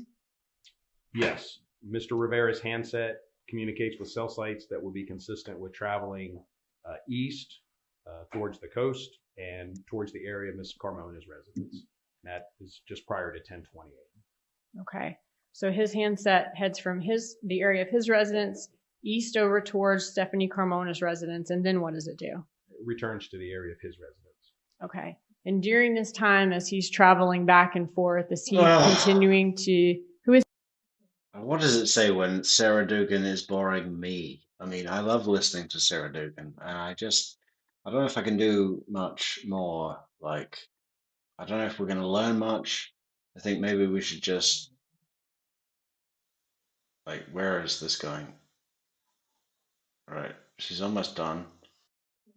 Chris is gonna, what? Not cross-examine, surely. Then we may spot check that one a little bit more frequently to see if that conversation has come back around. And if it's someone that's directly involved, then we would spot check a lot more frequently to see if they're speaking about something relevant to the case. And minimization isn't a choice by law enforcement. We're required to minimize irrelevant portions by court order in order to protect privacy as much as possible while still conducting the investigation, right? That's correct. Okay. If a call is minimized, how can listeners of the call tell if an officer is doing that? There will be a very loud audio tone when the recording stops. And then there will be no... But I am trying to think of a good song to play us out on, guys. We're hoping to wrap this up in the next few minutes. Hopefully the prosecution's going to not rest their case, conclude their direct examination, I should say. And then we're going to wrap it up with a song. What song should that be? Conversation in between, there'll be another audio tone, and all of a sudden conversation will resume further into the conversation, and it becomes very obvious that you missed a chunk of data or a chunk of the conversation. In addition, we have timing in the intercept system. It tells us the time that a call was minimized, when it was checked again, so we know how long that call was not listened to and what time it was that we came back and checked it. Which phones were tapped in this case? Mr. Adelson's phone and Ms. Magbanua's phone. And Adelson, and I know all these numbers are in the call detail records and have already been read on the record, but Charlie Adelson's phone number, that's the one ending in 9223, and Magbanua's phone ending in 1312. That's correct. Queen. It's not going to be Queen. Sorry. And there was a later additional phone from Ms. Magbanua. Okay, and was the later additional phone? Well, Freddie Mercury's fine, but I can't handle Brian May. I never want to see Brian May again. What time period was that phone of hers monitored? I do not recall the exact time period. It would have been very much towards the end of the intercept period. Okay. Would it have began the day before Sigfredo Garcia's arrest? We know when that handset was obtained. I cannot tell you exactly when the intercept started. Okay. Was the handset obtained the day before his arrest? I believe that it was, yes. Okay. And her other number, 1312, was still on the network during that period as her new phone number was as well, right? That's correct. Who supervised the wiretap calls? Well, I was the technical supervisor, Mm-hmm. the person who, again, oversaw kind of the technical aspects of it. We had TPD supervisors, violent crime supervisors, who were also responsible for scheduling of persons and overseeing our synopsizing as the calls are. As we're listening to the calls, we're doing a synopsis so that the investigators can come back and know what the call was about without having to listen to it all. So they're overseeing that. In addition, the state attorney's office is overseeing, so we're providing reports to them to make sure if we have questions, if there's something that we're not sure we should listen to or not, they're providing guidance. And then ultimately the judge is overseeing it. We provide periodic reports to the judge about the types of communications we're intercepting so that the judge is able to say, okay, so you are getting evidence that this is going as the affidavit says, and therefore he continues to authorize that intercept. Okay. And when these calls are recorded, are those recordings stored and maintained in like a secured area in TPD? They are. We do our intercepts in concert with the Florida Department of Law Enforcement. They're the ones that have a server that is directly attached to the carrier. We have a server that's directly attached to them. The original audio recordings during the course of the intercept are maintained by FDLE. And immediately upon the conclusion of those, we recover those from FDLE. They're sealed by the judge, and then they're kept in a secure location. Okay, thank you. This might be a good time for a 10-minute break, Judge. Okay. All right, we're going to take a break, and we'll see how much we're going to have for the rest of the afternoon after I speak with the attorneys, okay? So let's take a 5 or 10 minute break, and then we'll see where we stand at this point, okay? No conversations, please, amongst yourselves.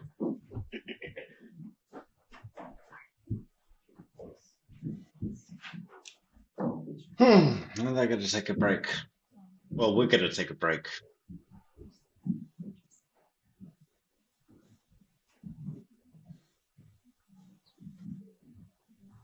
Yeah, I think we're going to take a break and come back tomorrow night. What have we got here? We're going to go for this one, or are we going to go for, let me see the other one.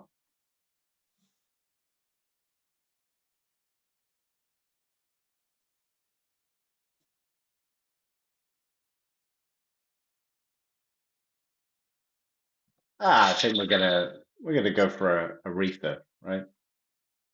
Uncut with intro. You know, the song itself is overplayed, as great as it is. But you never often hear the intro.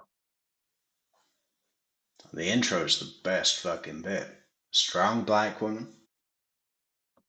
From Muscle Shoals. Y'all know about Muscle Shoals now, don't you?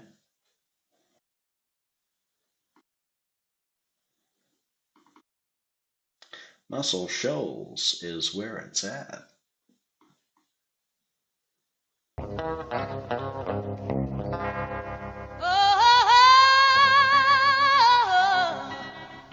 That's a shine.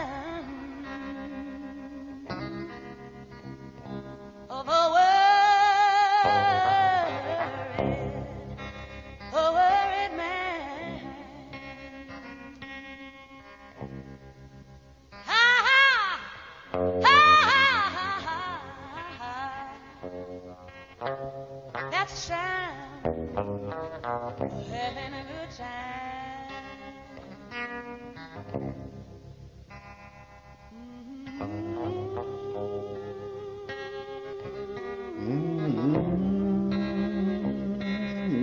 That's the sound of pain.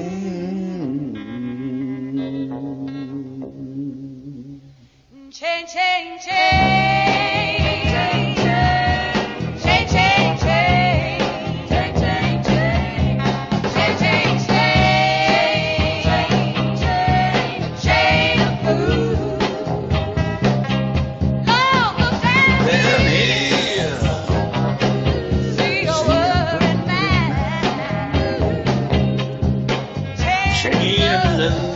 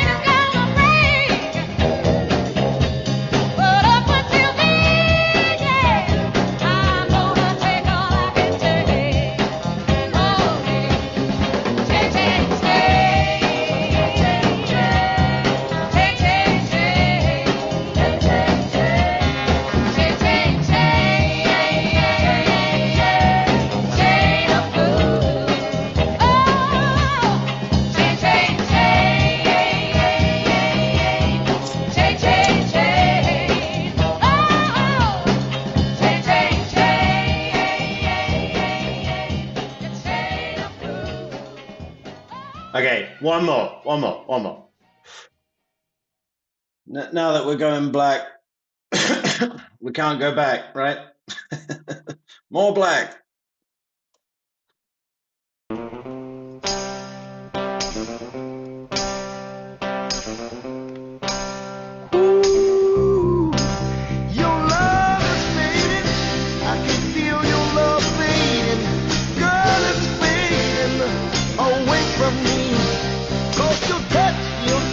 Has grown cold, as if someone else controls your very soul. I fool myself long as I can feel the presence of another man. It's there when you speak my name, it's just not the same. Ooh, baby, I'm losing you. It's in the air, it's everywhere. I'm losing you. When I look into your eyes, a reflection of a face I see.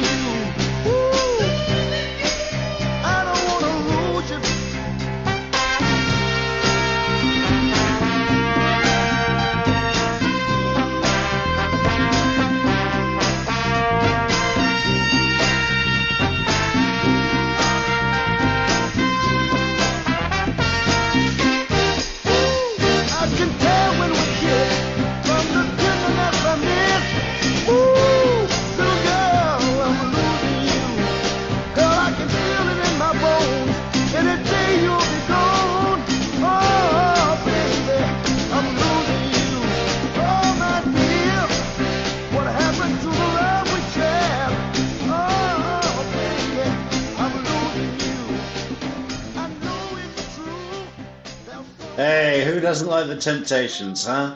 Come on. That's why they called the Temptations, right? Hey, listen, we got to say goodnight, folks. We could play music all night, but YouTube's going to get on my ass. They're going to be like, hey, you Metrix, you're playing all those songs that are copyright, Metrix. You're a bad guy, Metrix. Next time on True Crime Metrix. It might have been enough more than I can chew with this going through the whole Katie Magbanua trial. We got a couple of dry witnesses to get through, guys, but I still think it's important. I think it's important that we bridge the gap and just go through the whole fucking thing. Might be a little dry, but got to do it. And on the other side, there's some good witnesses. There's the car hire guy. There's the owner of the bar that Katie worked at. Both of those guys are good. They're state witnesses.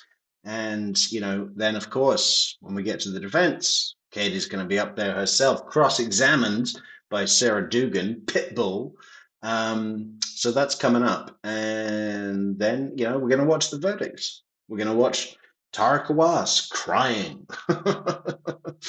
That should be good. So join us next time on True Crime Metrix. Yeah. And no, it's great to share some music with you guys. Glad you enjoyed it. And take it easy. Be safe. Don't be an Adelson. Treat people with respect. Treat people like they matter, even if they're, Oh, thanks so much, golfer girl. No, thank you so much for the super chat. Just as we close out the lights here on True Crime Metrix. Where's our thing? Where are we gonna play? We're gonna play out.